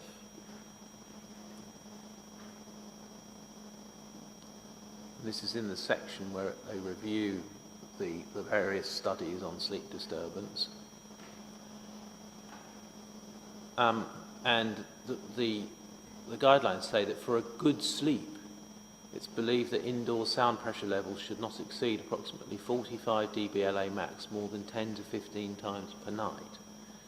And most studies show an increase in the percentage of awakenings at SEL values of 55 to 60 dBA. For intermittent events that approximate aircraft noise with an effective duration of 10 to 30 seconds, SEL values of 55 to 60 correspond to an LA max value of 45. 10 to 15 of these events during an 8-hour night implies an LAQ 8-hour of 20 to 25 decibels. Do you see that? Yes, that's on the assumption that there are no other aircraft and all of the events are Yeah. exactly 45 dB, which is fairly unrealistic. And it explains what that means. It goes on to say this is 5 to 10 decibels below the LAQ 8-hour of 30 decibels for continuous nighttime noise exposure, and shows that the intermittent character of noise has to be taken into account when setting nighttime limits for noise exposure. You see that? What it is saying is that intermittent events can't be measured on the same basis, using the same index, as continuous noise. That's what it's saying, isn't it?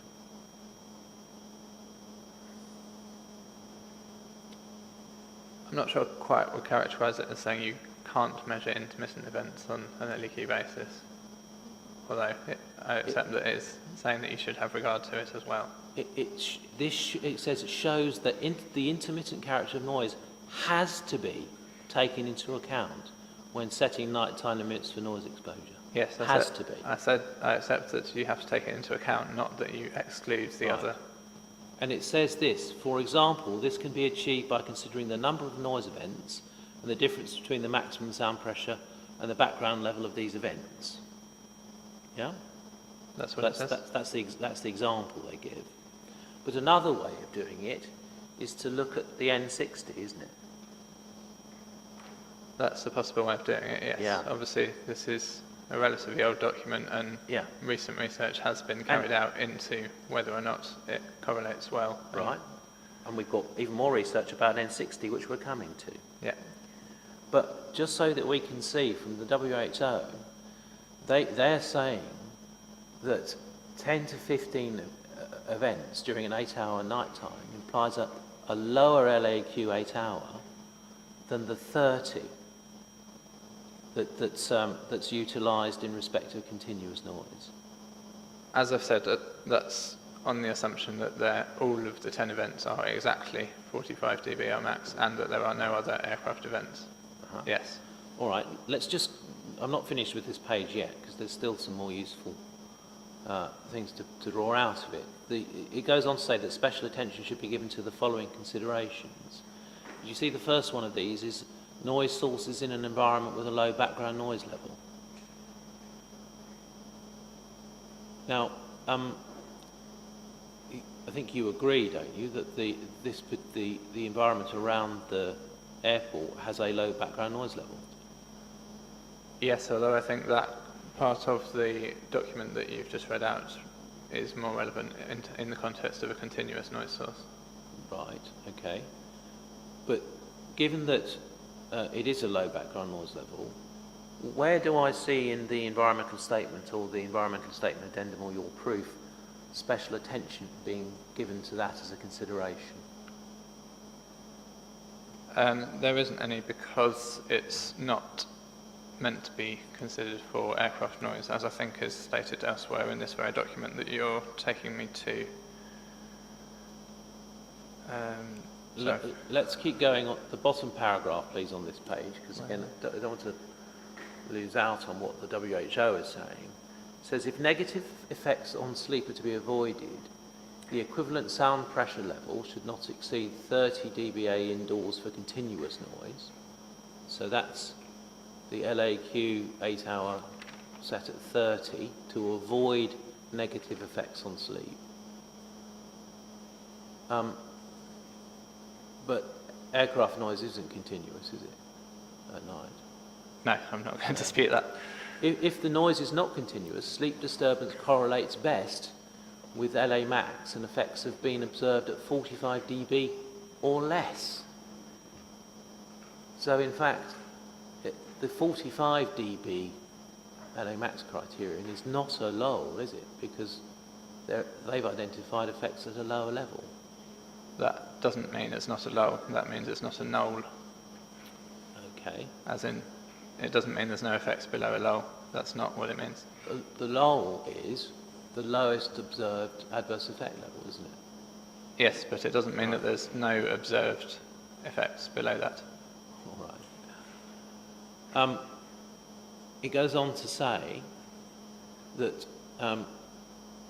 this is particularly true if the background level is low. So if the noise is not continuous, sleep disturbance correlates best with the LA max, and effects have been observed at 45 dB or less, and it's particularly true if the background level is low. So we need to note that in the context of your acceptance that the background level around the airport is low, don't we? I don't think we do, because as I said before, it's relevant for a continuous noise source, not an intermittent noise source such as aircraft noise. Then it goes on to say, refer to sensitive people. It should be noted that it should be possible to sleep with the bedroom slightly open, a reduction inside of 15 dB, the very point that I put to you earlier. And it says this, to prevent sleep disturbances, one should thus consider the equivalent sound pressure level and the number and level of sound events. So the WHO would be advocating there an approach of looking at the 8-hour LAQ and the N60. Wouldn't it? In their 1999 document, yes. In their more recent research, no. Right. Okay, thank you. Thanks very much, that's helpful. Now,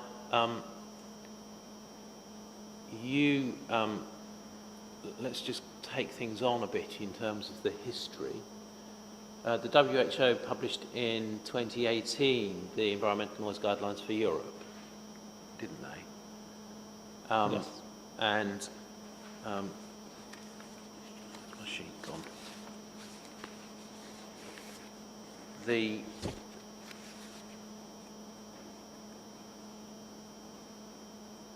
If we just turn to that document, I've lost my reference page for that. I'll just find it for us, sorry about this.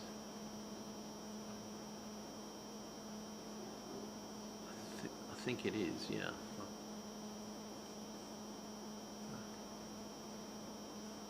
Sorry, is that what CD It's reference? CD 10.44. 10.44. Okay. I've got it as 1028, but that may be a duplicate. Oh no, sorry, that's that's not what I'm after. It's the 2018 ENG.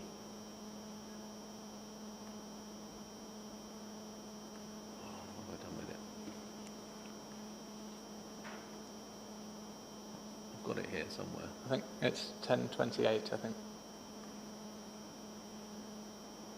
Hopefully. I've got it at CD 1010, Environmental Noise Guidelines for European Region. And in CD 1010, I'd like to take you to page 81, please.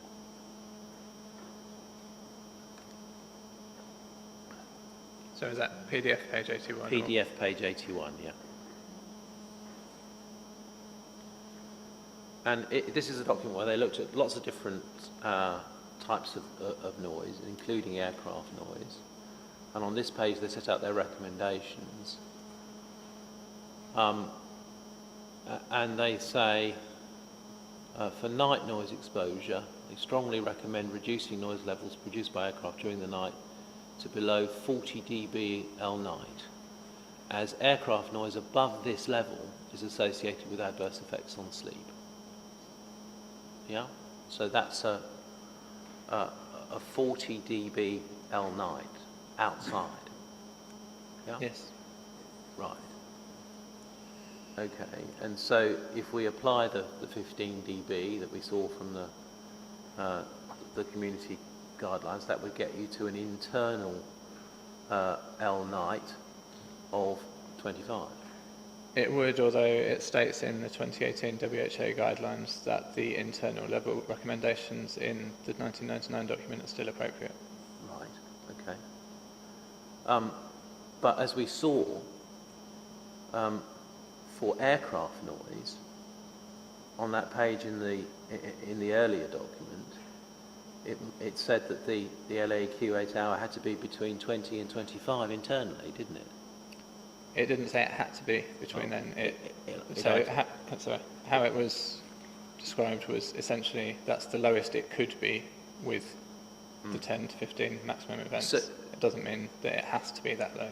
So this 2018 document is consistent with the conclusions in relation to aircraft noise, non-continuous noise at night, in the earlier WHO community guidelines, isn't it? It's broadly consistent, yes. Yeah. Okay. Thank you.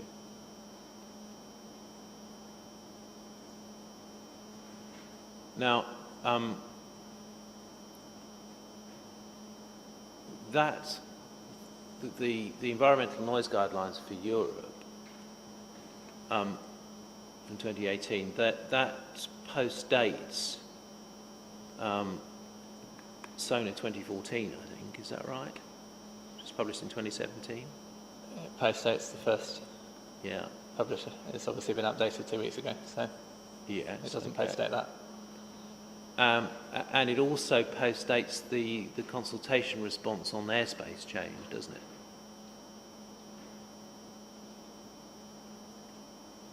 Yes, I think Which it does. was also 2017.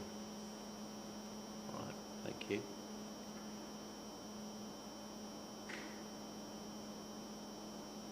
Fine. Let's go back from there to where we were, which was looking at the N60 position. We've established, haven't we, that looking at the N60 at night, we've got 3,060 dwellings, some 7,000 plus people, exposed to noise events above a threshold that can give rise to sleep disturbance more frequently than the WHO limit of 10 to 15. What we've got are 3,060 houses that, if their windows are open at night, would be filled with people in bedrooms having their sleep disturbed if planning permission is granted for the proposed development.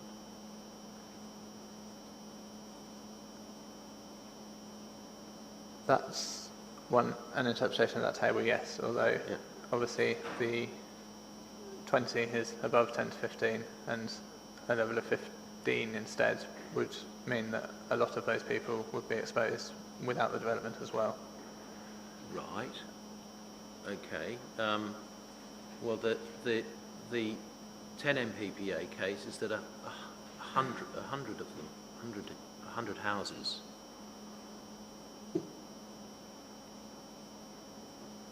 Sorry, I've lost which table you're looking at. Your table 2, your rebuttal, page 7.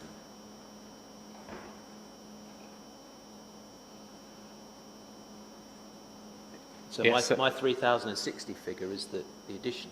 Yeah, so my point is that just because they're above 20, the people that, for example, if you look at the 10 event column, you have 4,800 people in the 10 million case. And Yes. there'll be some point between those two numbers where it suddenly drops off a cliff, which is a feature of the N60 metric, because Right, if you okay. have more flights, you reach a point where they're suddenly either all in or all out. Right, but I think in terms of the effect on the 3,060 houses, I think you agree that they would be subject to noise levels above a level that can have effects on that can disturb sleep on a number of occasions, which is higher than the 10 to 15 recommended by the WHO. Yes. Yeah. And so those 3,060 dwellings, the 7,000 people, would be sleep disturbed if planning permission is granted and they had their windows open, when they would not if planning permission is refused. They would be sleep disturbed to a higher degree. I don't accept that they would not be sleep disturbed at all if planning permission were refused. And as I've said before, I think the difference between the two is not significant. Okay.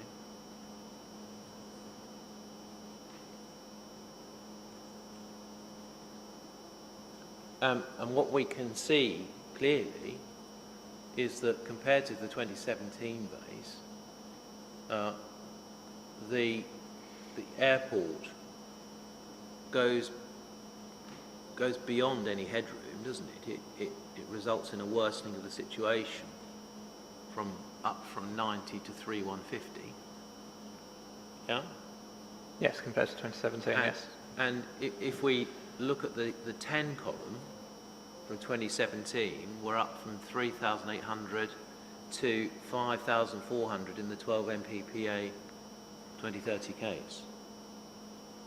Yes, that's what the numbers say. So whatever way you look at it, the grant of planning permission for the proposed development results in more dwellings being exposed to more events above 60 dB LAS max at night than would be the case if permission were refused. Yes, we've been over this point a number of times. And more dwellings exposed in that way compared to 2017. Yes, yeah, at night time, the effects increase due to development by a small amount. So at night time, the local community to Bristol Airport wouldn't be getting any benefit whatsoever from improvements in technology. If you compare to 2017, that is correct. Thank you.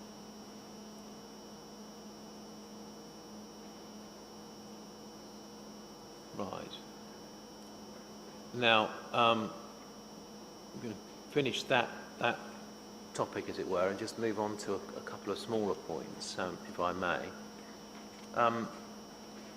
The assumed aircraft performance. The only issue that's been raised, I think, by Mr. Fumicelli is the uncertainty relating to the 737 MAX 8, where there's no correction compared to the certified level for that aircraft.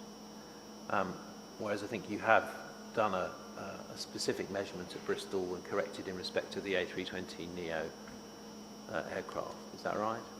Yes. And so we don't know, do we, whether or not a correction is going to be required in respect of the 737 MAX 8, and whether it will result in either an increase or a decrease in terms of the sound power level that one assumes for that aircraft. No, I mean, as I've stated before, there's no reason to expect it would be particularly different to other aircraft, so you would expect the correction to be small, but it's likely that the correction will be non-zero, shall we say?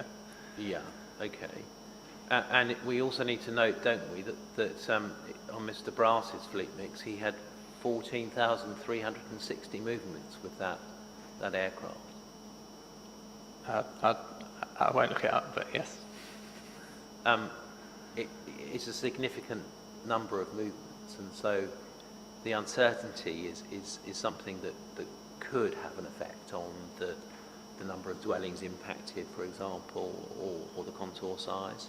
It could, obviously any change in noise level for any aircraft will have some effect. I would say that while in the current situation the 737-800 is a key aircraft because it's the most common and one of the loudest one that operates a lot.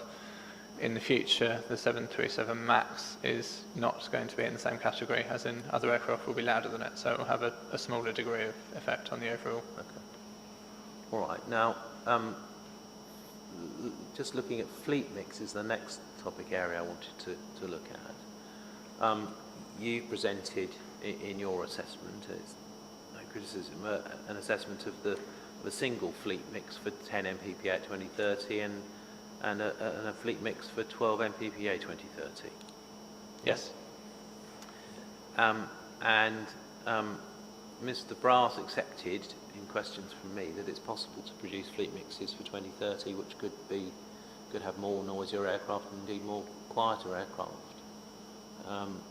But you've not been asked to explore the consequences of that by Bristol Airport Limited, as I understand it. Is that right? We were asked to look at it on a high-level basis initially. So we explored the overall effects of the faster and slower growth scenarios. Yeah. Okay.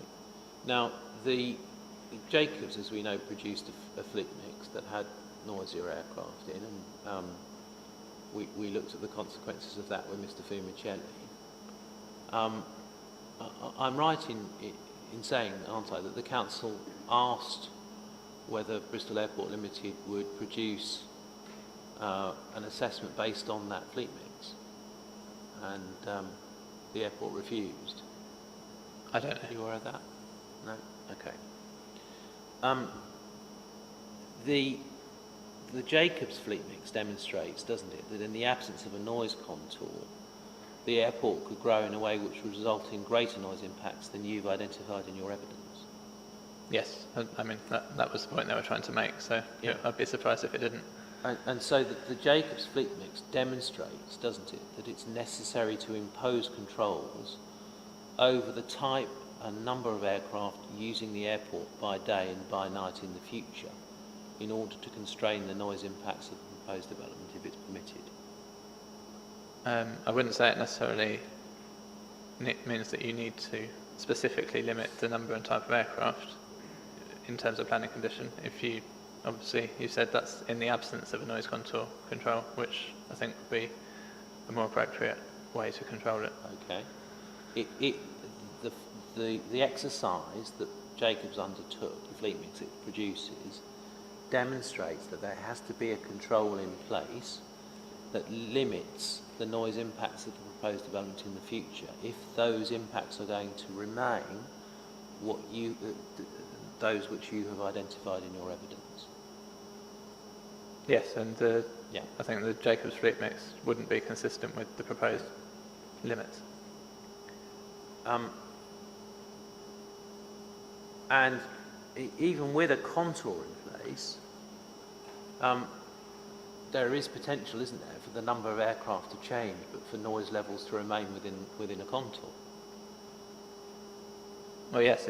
Essentially that's how it works. If you have more quiet aircraft or fewer noisy aircraft, and ultimately it's a commercial decision for the airport. And if there were a concern about impacts arising from the number of noise events, for example, the 100 to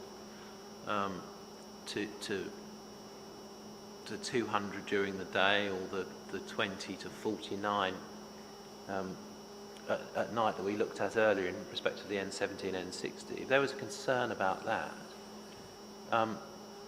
it would be possible to impose a control limiting the number of air transport movements like they have at Stansted, Heathrow, City Airport and Belfast City Airport.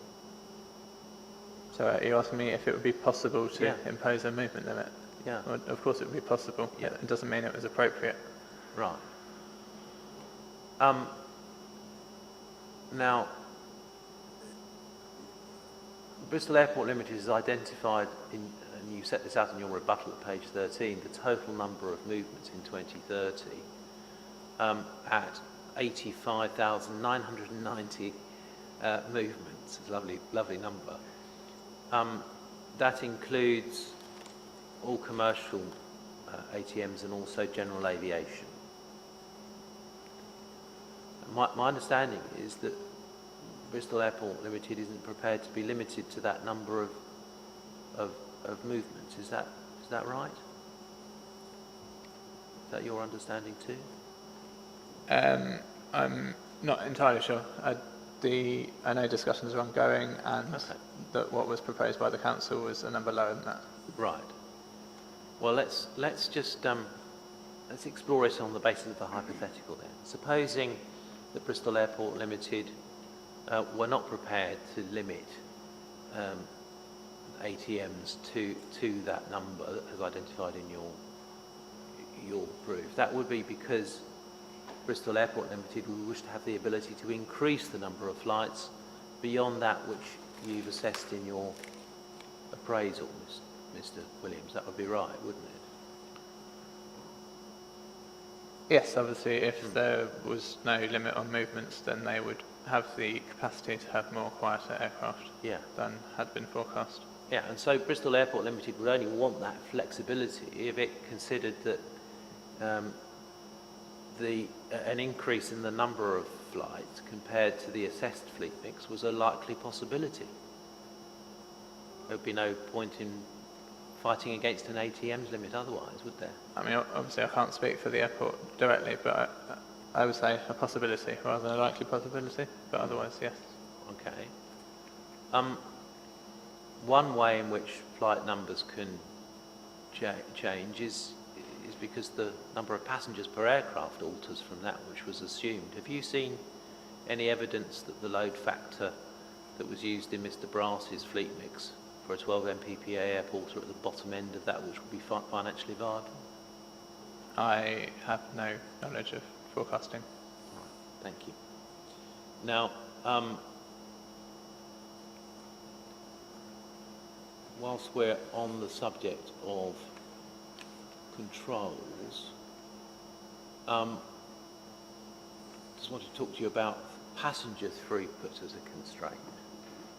So this would be as proposed in this case, a limit on the number of passengers that pass through the airport per annum. 12 MPPA is proposed. We've got 10 at the moment.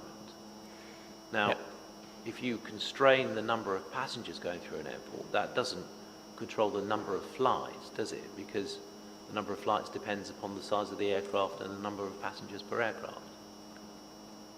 No, obviously they're related to quite a high degree, but they're not. Okay. It doesn't impose an absolute limit on the number of flights, no. Yeah. Let's take out CD 1013, please, which is Cap 1371. So 1013. That 1731.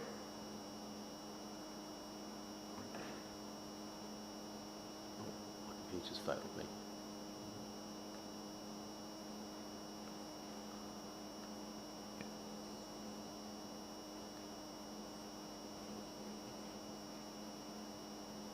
And in that document, please, can we turn to page 23?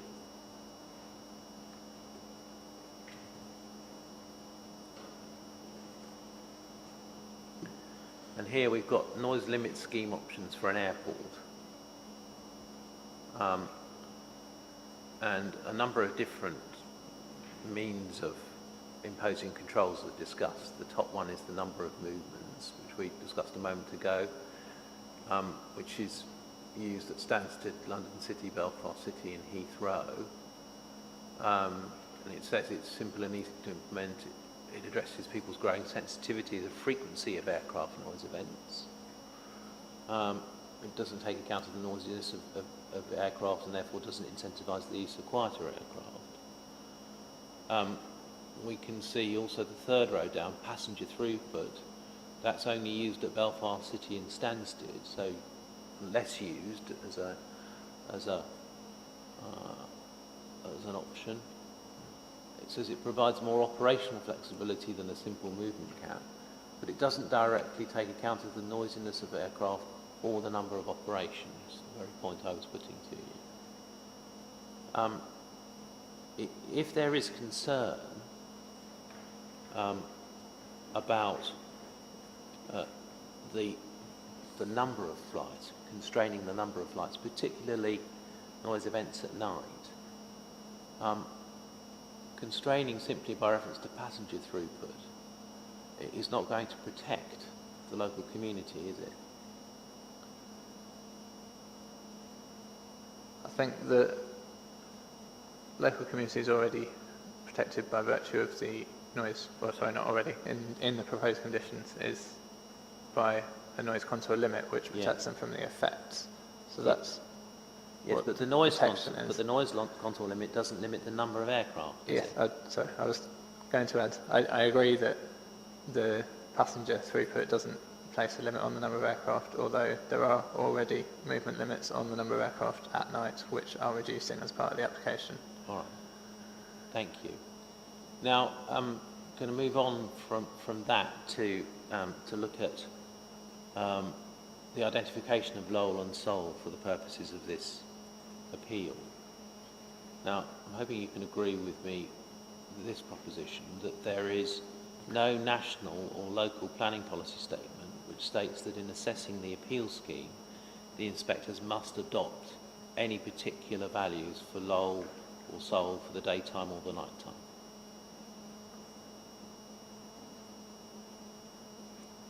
I agree there's no policy that says that they have to adopt a certain one, but as we've covered, it is clear government policy of what they expect the Lowells to be at the very least.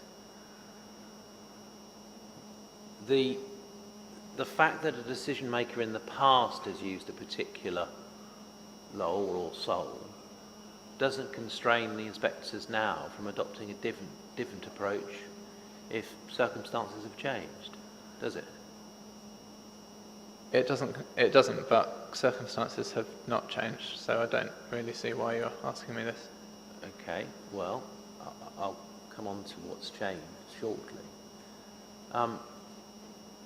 The inspectors have to review the evidence before them and determine for themselves what they consider to be appropriate Lowell and Seoul levels for daytime and nighttime, don't they? Yes.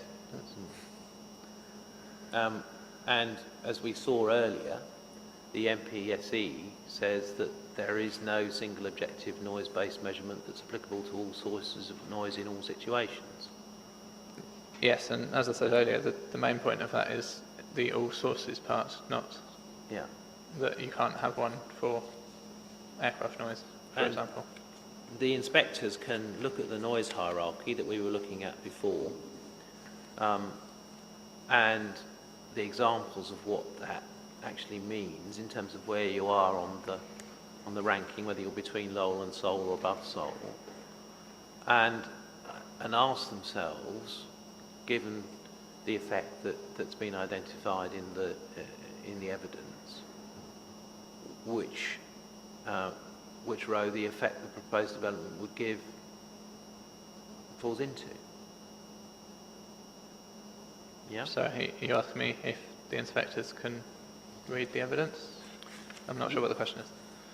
They can take the noise exposure hierarchy. They can look at the figures that you've been given, the data response research that's been referred to, and they can ask themselves whether, for example, the 3,060 houses in your table 2 of your rebuttal that are exposed to 20 to 49 events a night above the N60 outside, which was the limit we saw in the community noise, the WHO community noise guidelines relating to sleep disturbance. They can take that figure and they can ask themselves, by reference to the examples of the outcomes in the hierarchy, whether we're in a situation where we're between the lull and the soul, or whether we're above the soul, aren't they? Of course they can do that, and Yeah. I would say also they, I presume, would have regard for what current government policy Yeah. is in terms of what the lull should be for aircraft noise assessments. And the people we were looking at in that table, those 3,060 dwellings, they can only get below the 45 dB figure if they shut their doors and windows at night. Is that At least right? some of the time, yes. Yeah. So if we take the noise hierarchy to hand again, and we look at the example of outcomes that's above Sol, it says where there is no alternative ventilation, having to keep windows closed for most of the time because of the noise. Now, those people, to avoid sleep disturbance at night, are going to have to keep their windows closed for most of the time, aren't they? Potentially, it depends how you define most of the time, because the large majority of nighttime flights occur in the first and last hours, and so actually in the middle 6.5 hours that are governed by the more restrictive conditions, there wouldn't be as many flights. So Right. you could argue that is most of the time. So they'd have to have their windows shut between 11 p.m. and 1 in the morning. That's not what I said. Well, you were saying that that's the period where the most impact is going to arise. Yes? Between 11 and 12. Yeah. Between 11 and 12. Okay, sorry, I thought you said you said the remaining 6 hours, so I Sorry. assumed you meant the That's first 2 hours. I said first and last, so 11 and 12 and 6 to 7. Right, okay. So somebody's got to have their window shut by 11 o'clock. They then they get out of bed after midnight and open their window, do they? And then they have to wake up again, set an alarm so that they can shut it again at 6. Well, for most people it would be one or the other, because essentially you get either arrivals or departures. Right. And one happens at the start, one happens at the end. I'm going But to yes. suggest to you, Mr. Williams, that what most people will do is just keep their window shut at night. They may do, yes. Yes, they will, won't they? I don't know what everyone will do. And if they do, and they have to keep that window closed most of the time because of the aircraft noise associated with the airport and its expanded activities, and they have no alternative ventilation, they are in a category above Sol, where that sort of impact is to be avoided in policy terms. That would be right, wouldn't it? If someone is keeping their windows shut most of the time, yes. That's what the description is. Okay. Thank you. Now, of course, one of the other things that we've seen in the past is that the figures that decision makers adopt change over time. Now, you've adopted, for example, in your evidence, a lull of 51 dB for sorry,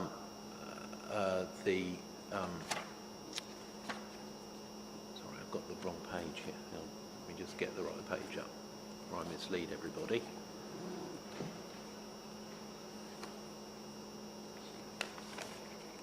Yeah, your daytime lull is 51 dB.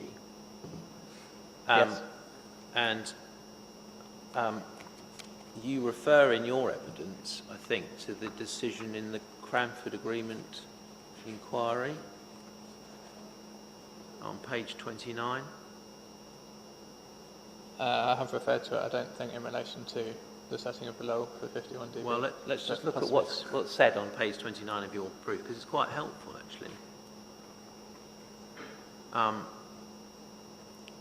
3.15.2 of your proof you quote from the inspector's report, and the inspector says, against the background above, I consider that 57, 63 and 69 LAQ 60 an hour should in this case be regarded as LOL, SOL and UAL. So 57 was adopted as LOL by the inspector in the Cranford Agreement decision. Yeah? That's February 2017. Yes, well, if that's the date, I don't know the date off the top of my head, but It is. that predates, I think, the Sona research, which obviously changed things. Yes. Precisely. So, new dose response research comes out.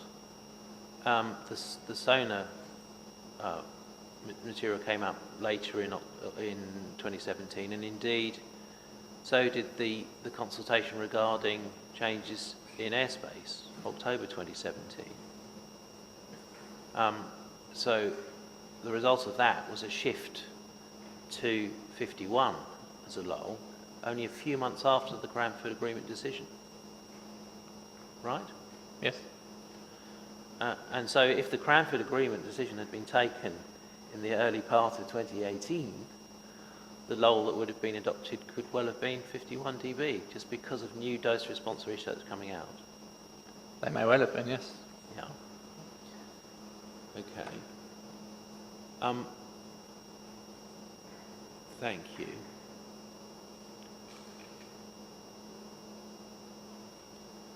Now, in terms then of more recent research, we've got, don't we, the CAP 2161, the Sona 2021 sleep disturbance study, which we've got as INQ 22. And I just want to take you, please, to page 39 of that document.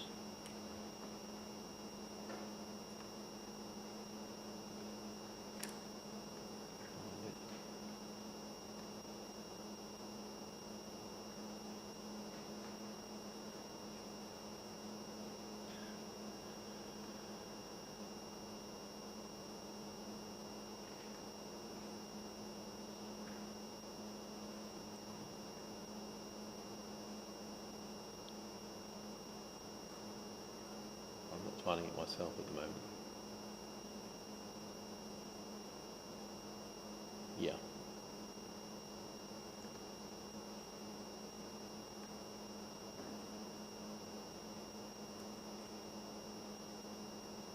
Yes, paragraph 812 on page 39. So, 812 makes the point that Mr. Fimicelli was making about changes in terms of being highly sleep disturbed. It explains that a higher proportion of respondents were found to be highly sleep disturbed compared with the myedema pre-1990 dose response function at 45 dB LAQ 8 hour, 8 to 10% were estimated to be highly sleep disturbed compared to 5% myedema curve, and at 48 dB, 10 to 12% were estimated to be highly sleep disturbed compared to 6. So that is new evidence, isn't it, that there has been a shift over time in terms of the people's sensitivity to sleep disturbance. I don't accept that it's conclusive new evidence. Firstly, this is comparing to the myedema review of pre-1990 evidence, and it notes that it's actually lower than post-1990 studies. And secondly, the report itself states that it's indicative but not conclusive, as the survey was designed to deal with the response to daytime noise and not nighttime noise. Yeah, like all research, there's always more research to do, but we can see what it says. The myedema curve, as I understand it, is from a study by Myedema and Voss from 1998. That ring a bell with you? Yes, but I couldn't tell you the exact year, but yes. So what we can see from the results here is that more than twice the number of those, the new data shows more than twice the number of those highly sleep disturbed at 48 dB LAQ 8 hour than were previously identified in the MIDEMA research. Comparing those two sets of research, yes, I agree. Yeah. But as I've said, I think it's important to note paragraph 8.1 Yeah. in the SONA report, 8.1, which says essentially, as a result of the survey being designed to assess daytime exposure, Yeah. the findings from this study can only be indicative rather than conclusive. Yeah. Okay. Having said that, though, what this report doesn't say is that the results can't be used in making a judgment as to an appropriate soul level. Well, it doesn't say that, but why would it say that? It would never refer to a soul level and whether the results could be used for that purpose. And if the research was of no assistance, it wouldn't have been published, would it? What would have been the point in spending public money publishing that document if it's of no assistance? Well, I think from the report itself, the main intentions of it were to answer the question of whether LEQ 8 hour was the most appropriate metric to use, not to define a new soul. Right. In terms of, it didn't just stop at that though, did it? It looked at whether or not there was evidence of a change in sensitivity to being highly disturbed at night. It identified that there was. I'm not sure it specifically set out to do that, but it obviously identified a change, as we've said, compared to previous studies, but up compared to very old studies and down compared to more recent ones. We can't simply ignore this material, can we? You're not saying to the inspectors it's irrelevant.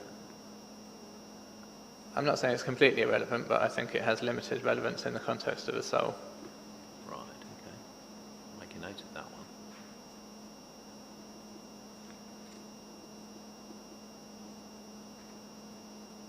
Thank you.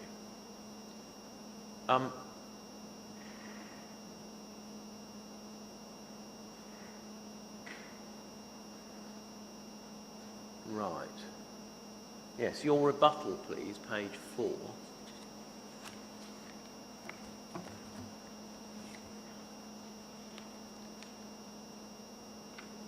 Paragraph 2.12.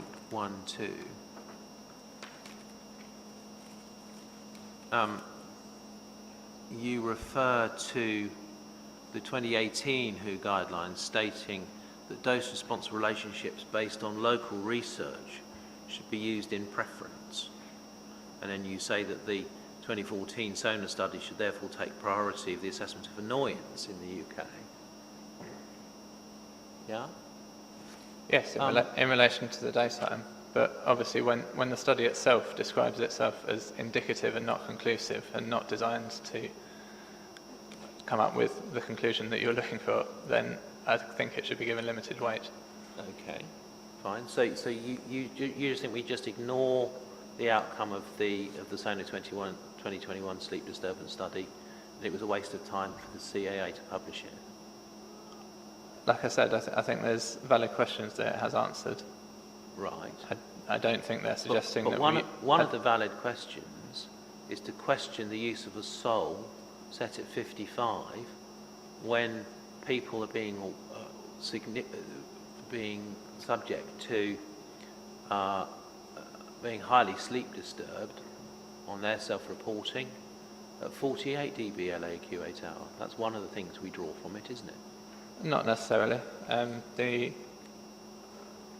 step change that's been identified doesn't necessarily relate to a soul. It could equally relate to a lull, as a similar step change occurs in the daytime study at about 54 dB, i.e. also about 3 dB above the lull. Okay, thank you.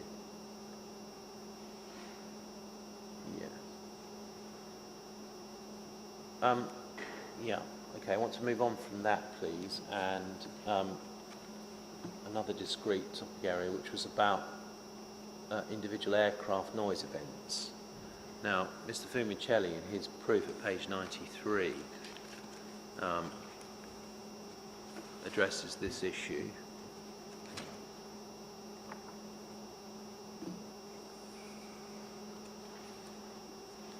And here he's looking at what he termed to be the airport trading off small reductions of a few decibels in the noise from individual aircraft for increases in ATMs. And at paragraph 647 on page 93, he says that that approach doesn't share the benefits. He says that's because there's research that shows that for individual aircraft noise events, the 2 to 3 dB difference between successive sounds is not particularly noticeable, although half the participants in the study thought that it could lead to a more positive view of the airport compared to providing no difference at all. Differences of 5 to 6 between successive sounds may be needed for people to tell that there is a difference at all, and a difference of at least 7 or 8 decibels may be needed between the average sound level of 2 sequences of aircraft to provide a valuable break for noise. We know, don't we, that the proposed development results in more aircraft. Sorry, yes. 85,990 compared to 74,380 in the 10 MPPA 2030 case. Yes, I won't check you've read the numbers, but yes.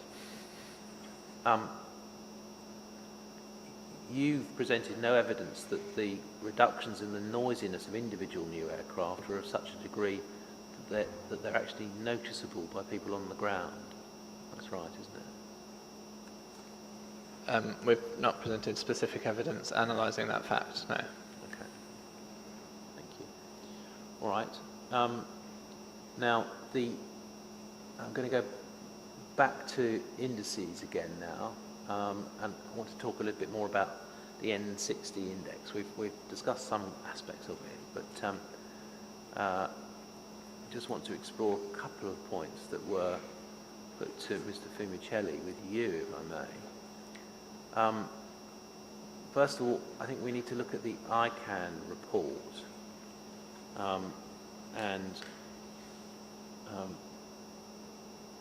afraid my handwriting's let me down there. I can't even. Thank you, Mr. Humphries. Mr. Humphries is well aware of how bad my handwriting is from when we did T5 together. He couldn't read my writing, and neither could I. Although I think even my handwriting was better than Lord Siltho's. 1047, that's it, thank you. And in that document, I want to go to page 36, please, PDF 36.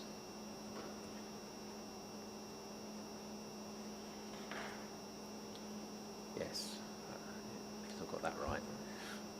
And here the ICANN report's looking at single event noise metrics, and it looks at the NX metric. That's the and then whatever the decibel number is represented by the X, as I understand it. Yes, that's right. It reviews the use of that. It explains in that first paragraph at the end that it's more powerful than the LA Max. It gives an indication of frequency of loud events while still being a simple metric to generate and communicate. A consideration, however, is that once a noise event exceeds the threshold, there's no way to identify any further. It says noise increase, but I think that means noise increase. So this metric is less likely to identify incremental aircraft changes and could result in flights that exceed the threshold to be even louder. In other words, it doesn't capture the gradations of loudness above the decibel threshold that you're looking at. Yes, and yeah. Equally, if aircraft are below the threshold, it makes an assumption where it doesn't assess them at all. Yeah. This section goes on to look at LA Max. It looks at the effect duration. It looks at SEL, and it looks at the EPNL as well, the effective perceived noise level. and it's got a table 3 single event metrics. We can see LA max, LA max F, S, and NX. Just looking at the rows across there, and indeed, I think that's it for that section. I don't see anywhere any discussion or statement that the N60 metric doesn't correlate to sleep disturbance. Do I? So, what's the question? There is nothing in ICANN which says that the N60 metric doesn't correlate to sleep disturbance. No, in that table it says that if you assume the 15 dB reduction, you can relate it to the advice that we were talking about earlier, Yeah. i.e. 45 dB Lmax indoors. Yeah. Thank you. So, I do believe it was put to Mr. Fumicelli that ICANN had said that there was no correlation between N60 and sleep disturbance, but that if that was put, you would agree that that's not actually borne out by looking at the document. I don't recall exactly what was put to Mr. Fumicelli, but yes, if it said there was no relation to sleep disturbance, that would not be correct. Okay. Thank you. Now, we can take things on a bit further than ICANN, because ICANN was 2020, and we've got a bit more information about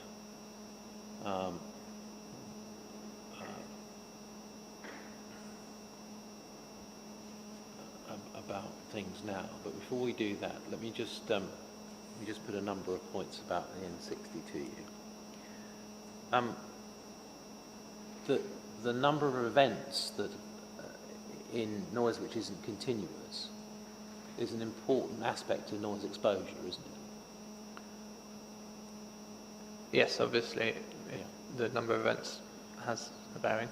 And the LAQ measure, particularly over long durations like 16 hours or 8 hours,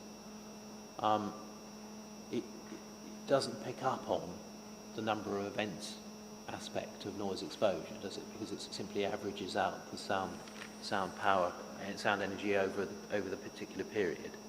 I wouldn't say quite so clear cut that it doesn't pick up on the number of events. Clearly, if the noise level is the same and the number of events goes up, it goes up. I think what you're trying to get at is, obviously you can have the same LEQ with a different number of events, yes. Yeah, exactly.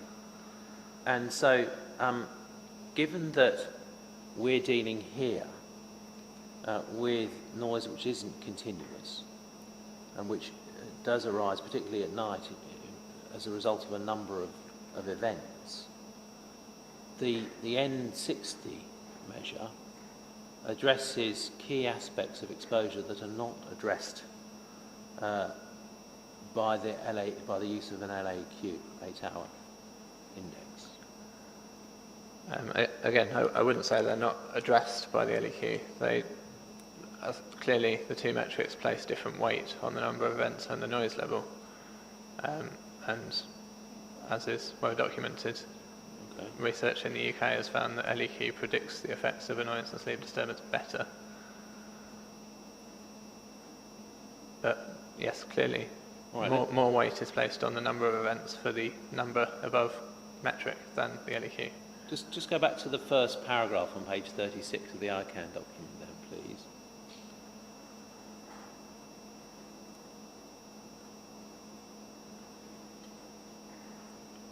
About five lines down, the sentence begins, the number of events is an important aspect of noise exposure, and therefore the NX is more likely to be reflective of aviation noise and the annoyance it causes than LA max, which only takes into account the maximum recorded noise. Hence, the NX metric is more powerful. You see that? Yes, that's compared to the LA max, not the LAQ. Look at the third line down. The sentence, the very end of it, the sentence starts it. That is to say, the NX metric reflects key aspects of aviation noise that aren't covered by LEQ-based metrics. And it goes on to say, to refer to number of events as being important. So what I can saying is that N60 covers things that the LEQ doesn't. Yes, in the context of explaining them and making them easy to communicate, which it says in the first line. Okay. Thank you. Right. Thank you. Now, if we go to the SONA 2020 document that we were looking at before,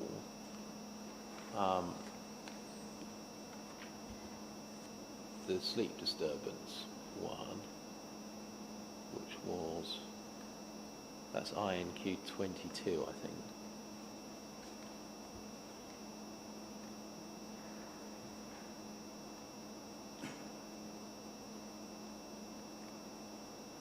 And we turn in that document to page 38. The PDF. Yeah. Here we have the question: is LAEQ 8 hour an appropriate indicator to use to estimate self-reported sleep disturbance arising from aircraft noise? And we can see at 8.8 that the study compared reported mean nighttime disturbance scores against the average night noise exposure defined using 3 different noise indicators: the average summer night LAQ 8 hour, the annual average night L-night, and the average summer night N60. And the conclusion was that all 3 noise indicators are highly correlated with nighttime self-reported sleep disturbance. We've got an R-squared range from 0.822 to 0.883. Now, we can see that the LAQ 8 hour R-squared is at 0.883, that's the top end of the range. The L-night R-squared is 0.842, that's somewhere in the middle. So by a means of very clever deduction, one can get to the position where the N60 R-squared is 0.822. Would you agree? Yes, and obviously there's a table earlier in the report that states that. Yeah. And so we can see that the difference in terms of the R-squared for the LAEQ 8 hour of 0.883 and that for the N60 is 0.61, I think. My maths. Your maths is better than mine, you've got a degree in it after all, but yes, but I think I'm right. 0.061. Yes, I think so. Yeah. I mean, that is such a small difference in the R-squared value that it really doesn't make much difference in terms of the correlation.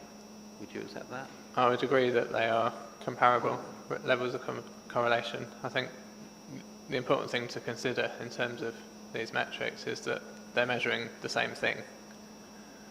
So they're measuring the same thing. Yes, they're both trying to measure sleep disturbance. Sorry, not measuring. Well, they're measuring the same noise, obviously, but they're trying to predict sleep disturbance. Yeah. And so clearly they both do that adequately well. That if the other didn't exist, you could use each in isolation. But the clear recommendation is to use LEQ 8 hour.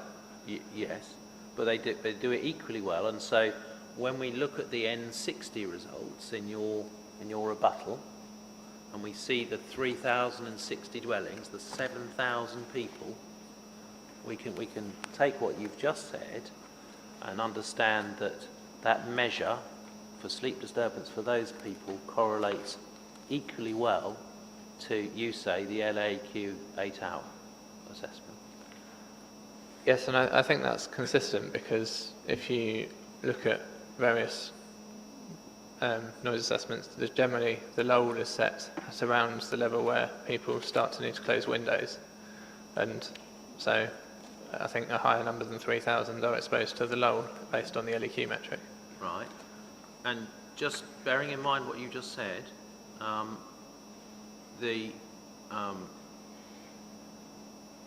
the 3,060 dwellings was the differential of people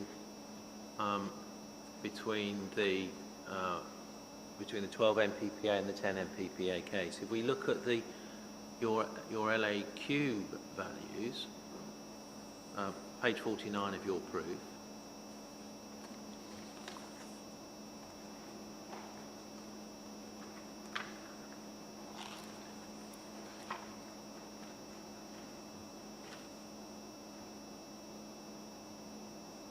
if we look at the Lowell side, we can see that there's a difference of 600 dwellings identified there.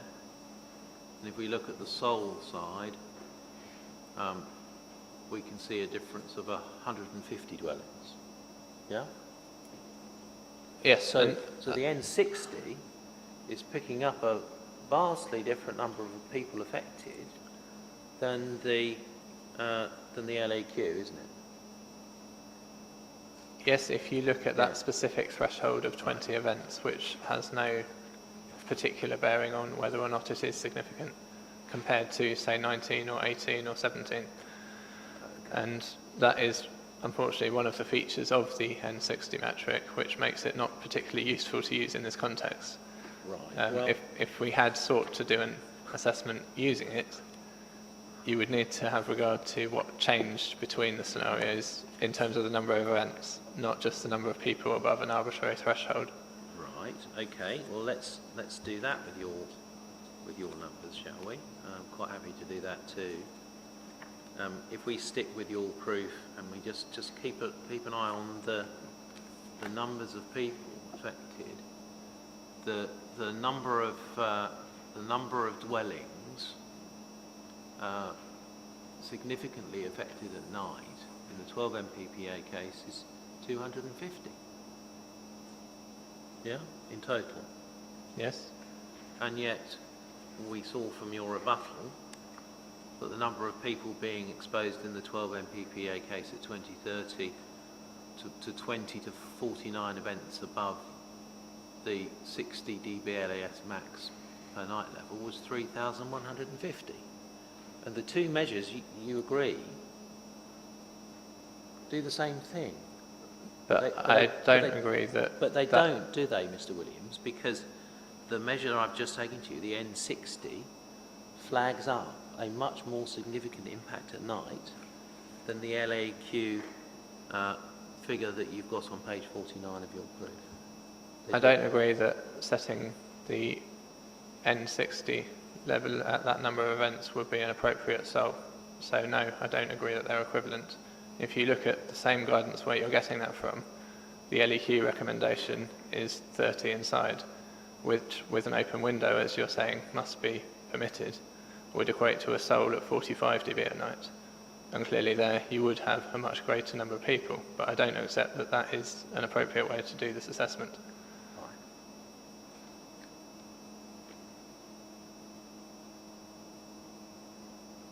Thank you.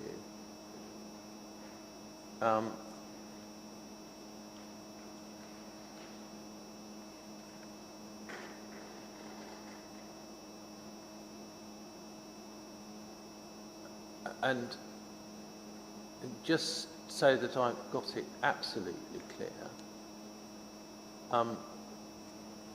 the inspectors need to record, don't they,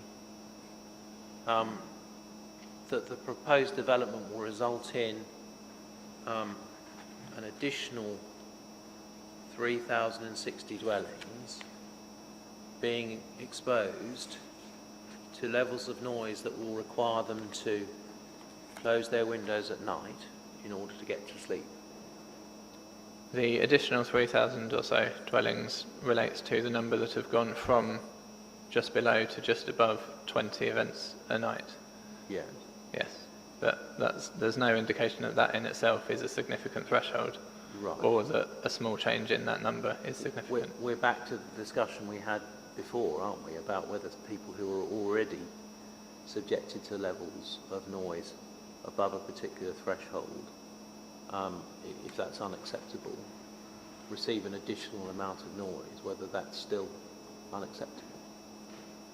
As I've said, just now, I don't accept that that's an appropriate threshold to set a sold at, so no. Okay.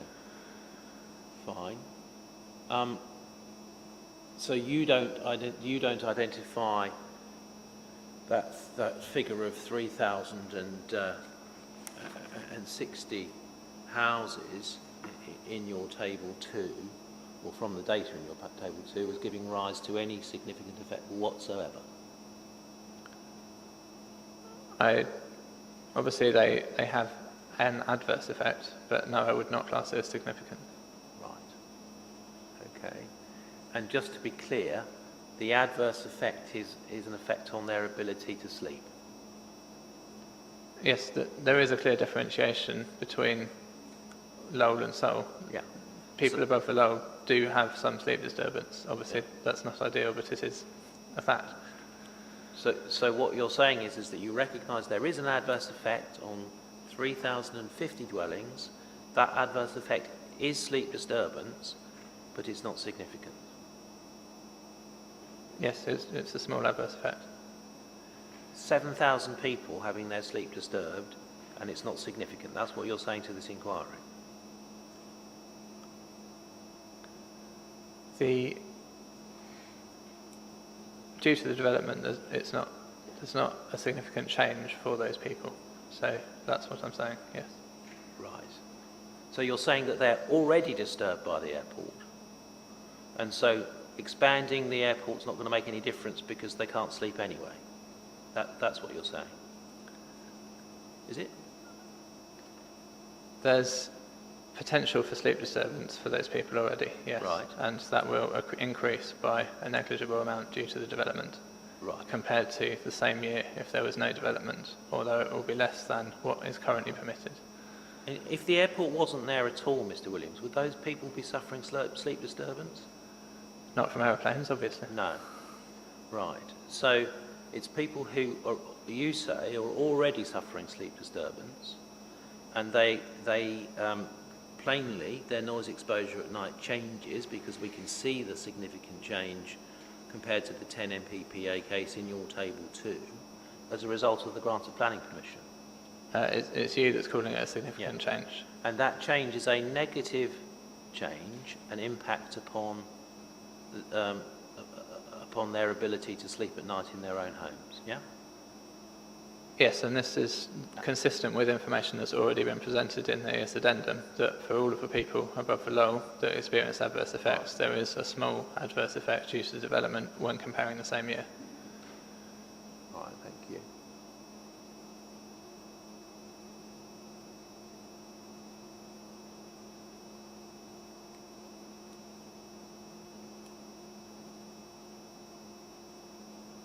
Okay, now let's just have a look at your erratum for a minute, if we may. I just want to understand a couple of things about this. This updates the position in relation to nighttime impacts, as I understand it. Yes. And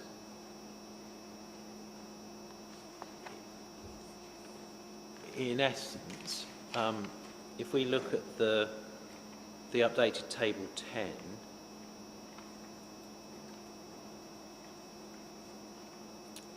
you've put in red, I think, the changes. Is that right? Yes. Okay. So if we do the 10 MPPA to 12 MPPA case, that's at the bottom. We've got 2,350 receiving 0 to 1 dB in the space between Lowell and Seoul, and we've got 200 above Seoul getting 0 to 1 dB. Yes? Sorry, just bear with me, I'm just bringing it up.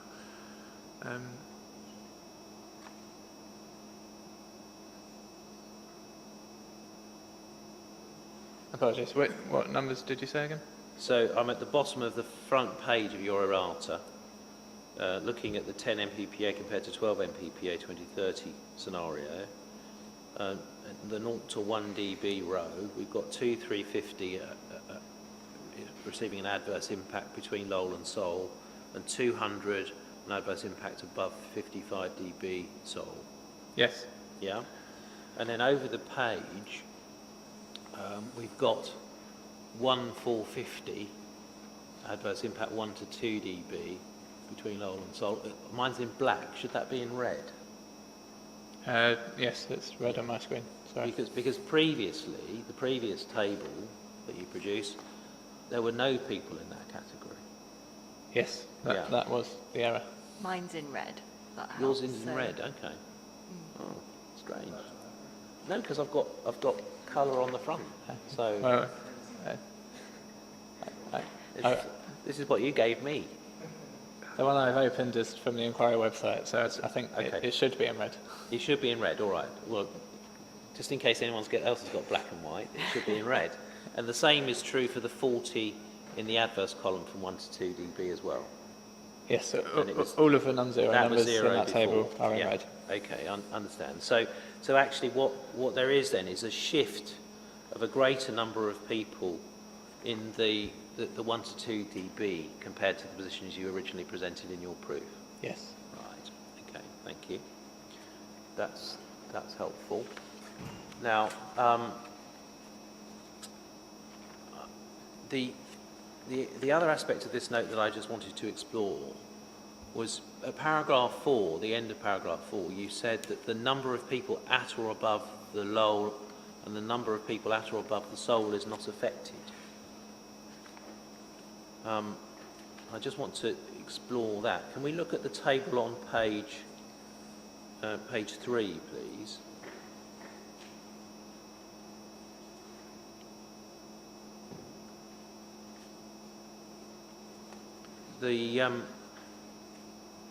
If we look at the moderate level, so this is at the Seoul threshold of 55, the number of dwellings in the band, you've got 40 beneficial and 150 adverse. So that compares with the original table, and we can go there if we need to, but I've got the numbers here, of the 40 was 150 originally, and the 150 was 60 originally. So there was 60 adverse and 150 beneficial, but now the position's changed to 40 and 150. So that is a shift, isn't it, in terms of the number of people experiencing a change in noise from 2017 to the 10 mppa case at night of 90 dwellings above Seoul. Yes, those numbers are different. Obviously, the difference is due to how the rounding has been done for the table. So for values below 100, it's been rounded to the nearest 10. The unrounded numbers in total don't change. Okay, well, the previous numbers were rounded too, but okay. Can we turn the page, please, and just look at table 4?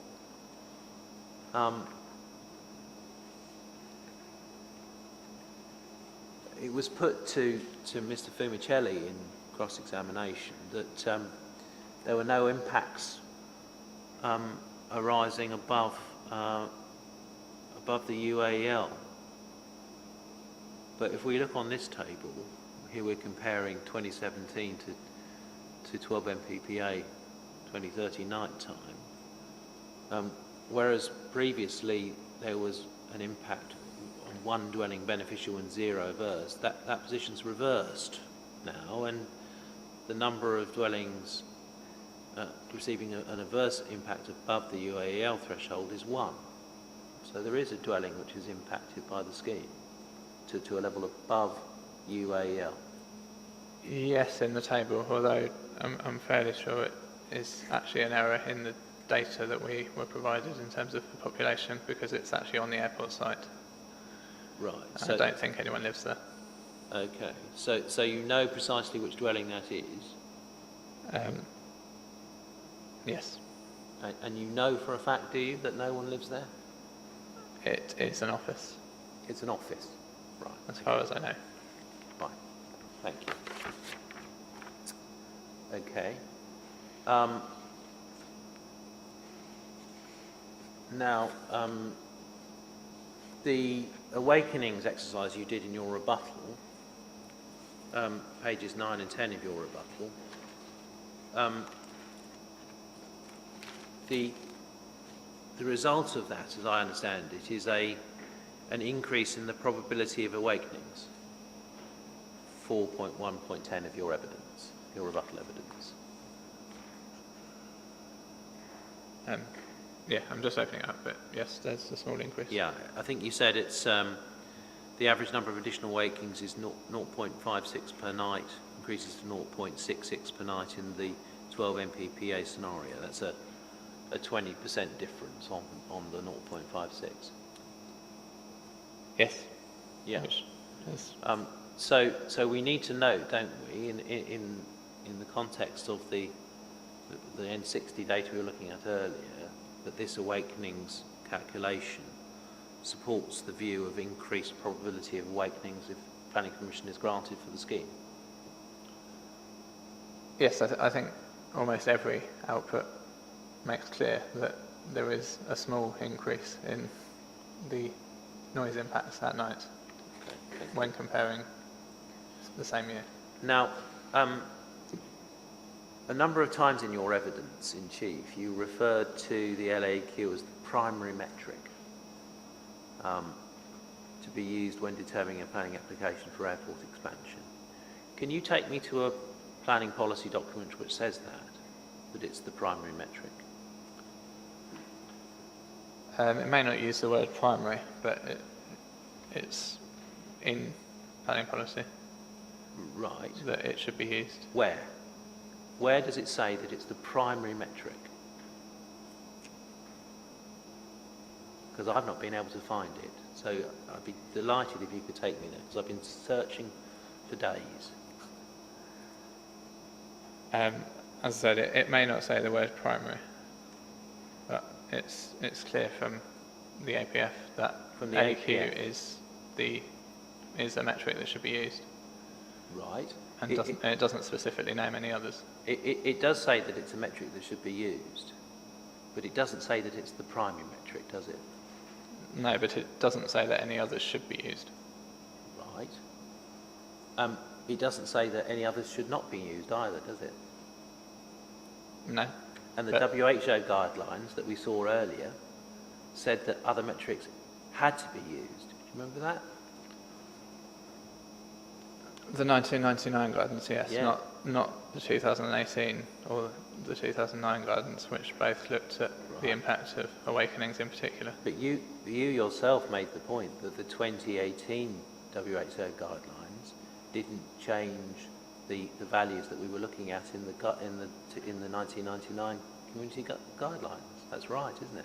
Yes, but they did look specifically at awakenings and decided that the evidence wasn't robust enough to recommend anything based on them. Thank you. Now, when the inspectors come to look at the metrics to adopt and the consequences of applying them, you would agree with me that they need to take a comprehensive approach to the metrics so that none are ignored.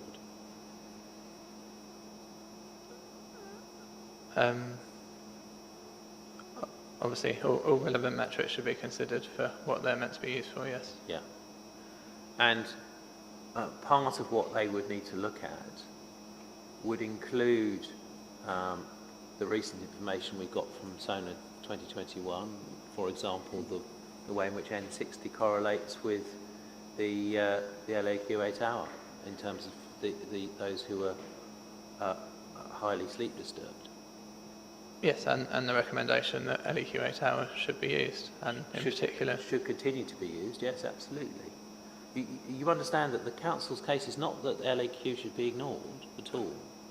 You know that, don't you? Yes, but all the policy support for metrics other than LEQ are based around the premise that other metrics such as N60, N65, N70 help to explain the effects better, not that they predict the actual effects better.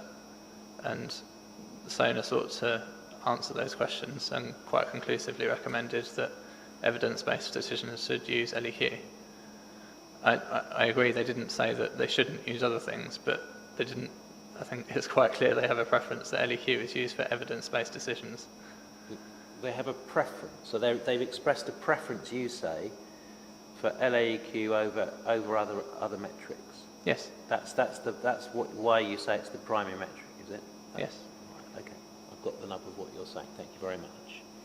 Now, I've got two final points to make. We should get them done just before lunch with your assistance. The first relates to the core strategy. I just wanted to take us in CD 5.06 to policy CS3, which we can find hopefully on page 33 of the PDF.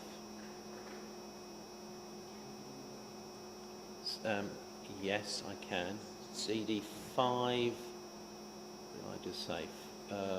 520 I've got in my note. Did you say 5.06?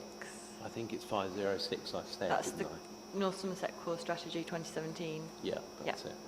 And yes, I'm right on the page 33.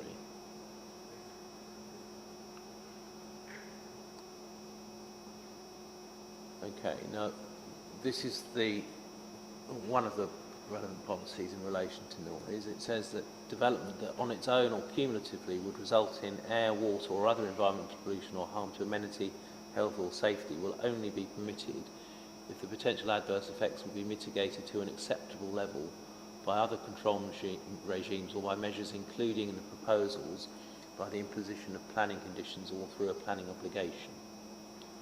So what that requires is that the development results post-mitigation in adverse effects being reduced to an acceptable level. Yes. Yeah. There's no balance or trade-off in that against other benefits.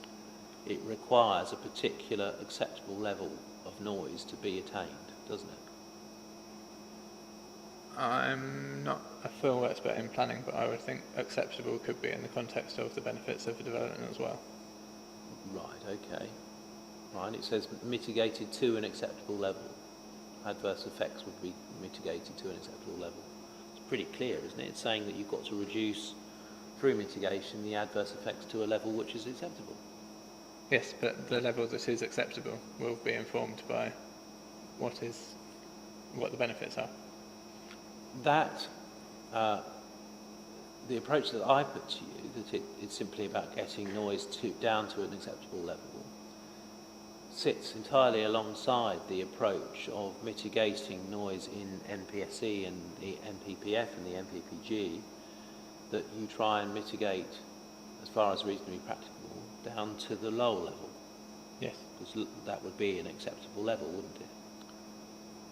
Yes, I think the key point is as far as reasonably practical. Okay. Fine. Now let's just explore what mitigation is on offer for people as a result of the proposed development. If we take out CD 2.5.16, please.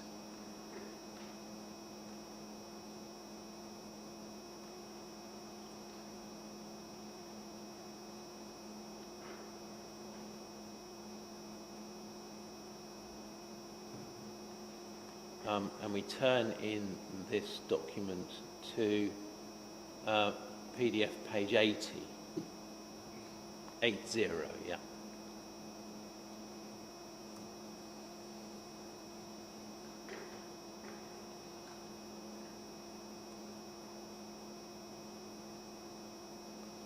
And at 7.15.3, this page, we see enhanced noise insulation grant scheme. As part of the proposed development, Bristol Airport are proposing to offer an enhanced noise insulation grant scheme. In this proposed scheme, the thresholds for insulation will remain as current, i.e. daytime 57 dB LAQ 16 hour for the 50% grant and 63 dB LAQ 16 hour for the 100% grant. In all scenarios, the nighttime 55 dB LAQ 8 hour contour is completely enclosed within the 57 dB LAQ 16-hour contour. Therefore, people exposed to significant levels of nighttime noise will also benefit from the scheme. Now, in terms of the 3,060 houses that we were looking at in the N60 context, do they all qualify for this scheme? The majority would not, no. Sorry, the majority of them The majority would not, would not? no. Right. Okay. The minimum specification, or when you, sorry, let's just follow that up. When you say the majority, what sort of proportion of 3,060 would not? Are we talking 90% of them, or only 2%? I don't know exactly, but it would be in the ballpark of Right. 500, I think, would be part of the scheme. 500 would qualify? Or, Yes. Right. Okay. Ballpark figure. Okay. It says the minimum spec for the ventilators that can be installed as part of the scheme will also be improved. That will provide a benefit so that residents are not required to open windows and can therefore experience the full acoustic benefit of the glazing. The grant amount will increase by 50% up to £7,500 for those properties within the 63 dB LAQ 16-hour contour, and up to 3,750 for those within the 60 dB and 57 dB LAQ 16-hour contours. So again, back to those 3,060 houses, the ones that do qualify, the 500, do they get the 50% or do they get the 100%? I should probably point out that the scheme that was offered at when the decision was made was slightly changed from this following discussions with the council. Yeah. There was a removal of the 50%. Yeah. Okay. Aspect. So the most you get is if you're in one of those 500 houses, not the other 2,560, but the 500 that do qualify, they get £7,500. Now, we saw about closing a window, the need to close a window. We talked about that and what time of day that would have to be done.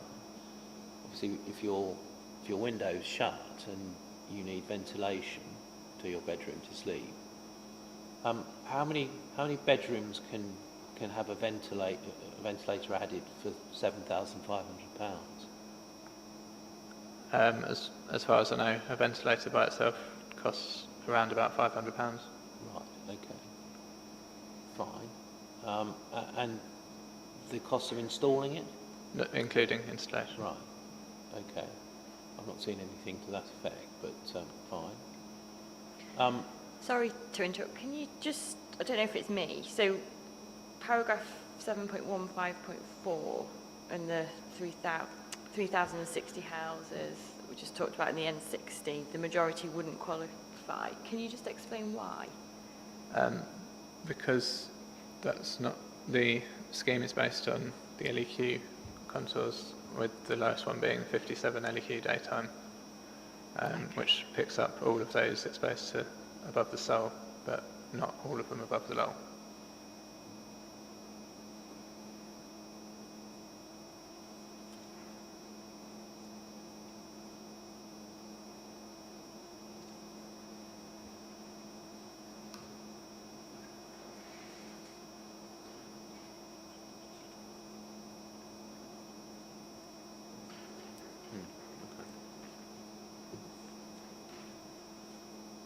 Okay, so just so that we understand, then, we've got 2,560 houses in the N60 table that we saw experiencing an increase in levels of noise above a threshold that gives rise to sleep disturbance through 20 to 49 events a night. A difference which occurs as a result of the proposed development And of that number, on your evidence, I'm going to hold you to the precise number, but only about 500 qualify for noise insulation. Well, the noise insulation scheme is based on, at the lowest levels of 57 LEQ contour, so the number of dwellings in that is the number that would be part of the scheme. I don't know off the top of my head if all of them are included in your 3,000 or not, but I suspect they are.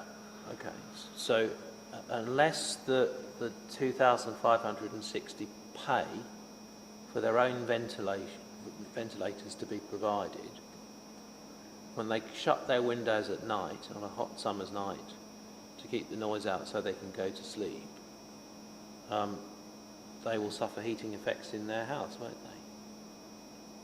Yes, if you shut the window, then you have less ventilation. Just take up the noise hierarchy again with me, and just look at the definition, the example of outcomes above the soul level. It says, where there is no alternative ventilation, having to keep windows closed most of the time because of the noise.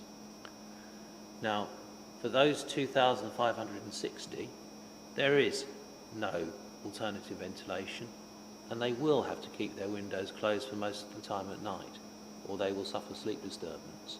Those people are in the soul category. All of them in those 2,560 dwellings, that's right, isn't it, on that basis?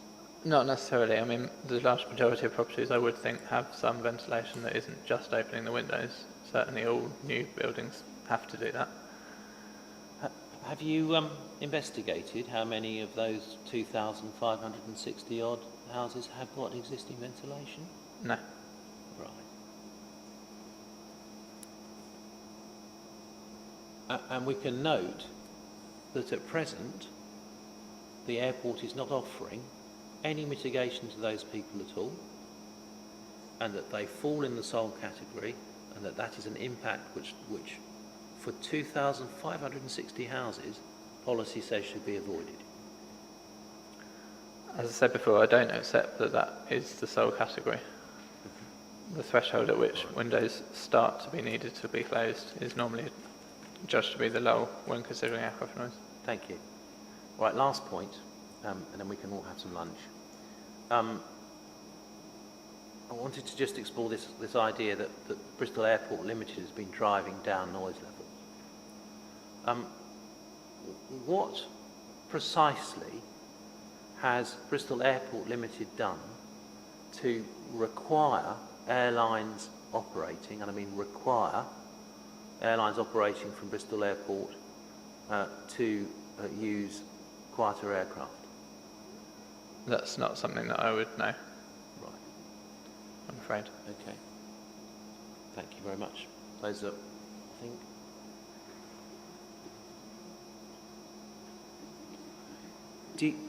Do you know of any measures that Bristol Airport Limited has utilised to drive down air noise levels at Bristol Airport? I mean, they have in place the maximum noise level that aircraft are allowed to be in terms of quota count at night, and obviously a quota count limit that overall they... Right. I'm not privy to exactly what they do, but they manage it in some way to make sure they don't have too many noisy planes at night. But the quota count is a part of the planning permission they've already got, isn't it? It's a requirement of a planning consent. Yes. What beyond any controls that have been imposed on Bristol Airport Limited through the planning regime has Bristol Airport Limited done to reduce air noise levels from aircraft operating from the airport? I don't know personally. I don't expect that I would know exactly what they've done. They'll have contracts with airports, with airlines. Sorry. Thank you very much indeed, Mr. Williams. Those are all the questions I've got for you. Okay, thank you very much, Mr. Taylor. We'll break for lunch, and then we've got further cross-examination from the PCAA, Mr. Morehouse. Did you have a rough estimate of your timings now, having heard all that, Mr. Morehouse? 30 to 40 minutes, I think. 30 to 40 minutes, great, thank you. Okay, well, we'll come back at 2:05. Obviously, you need to stay isolated, but I'm hoping someone can get you some lunch. Okay, all right. Thank you very much. 2:05 reconvene.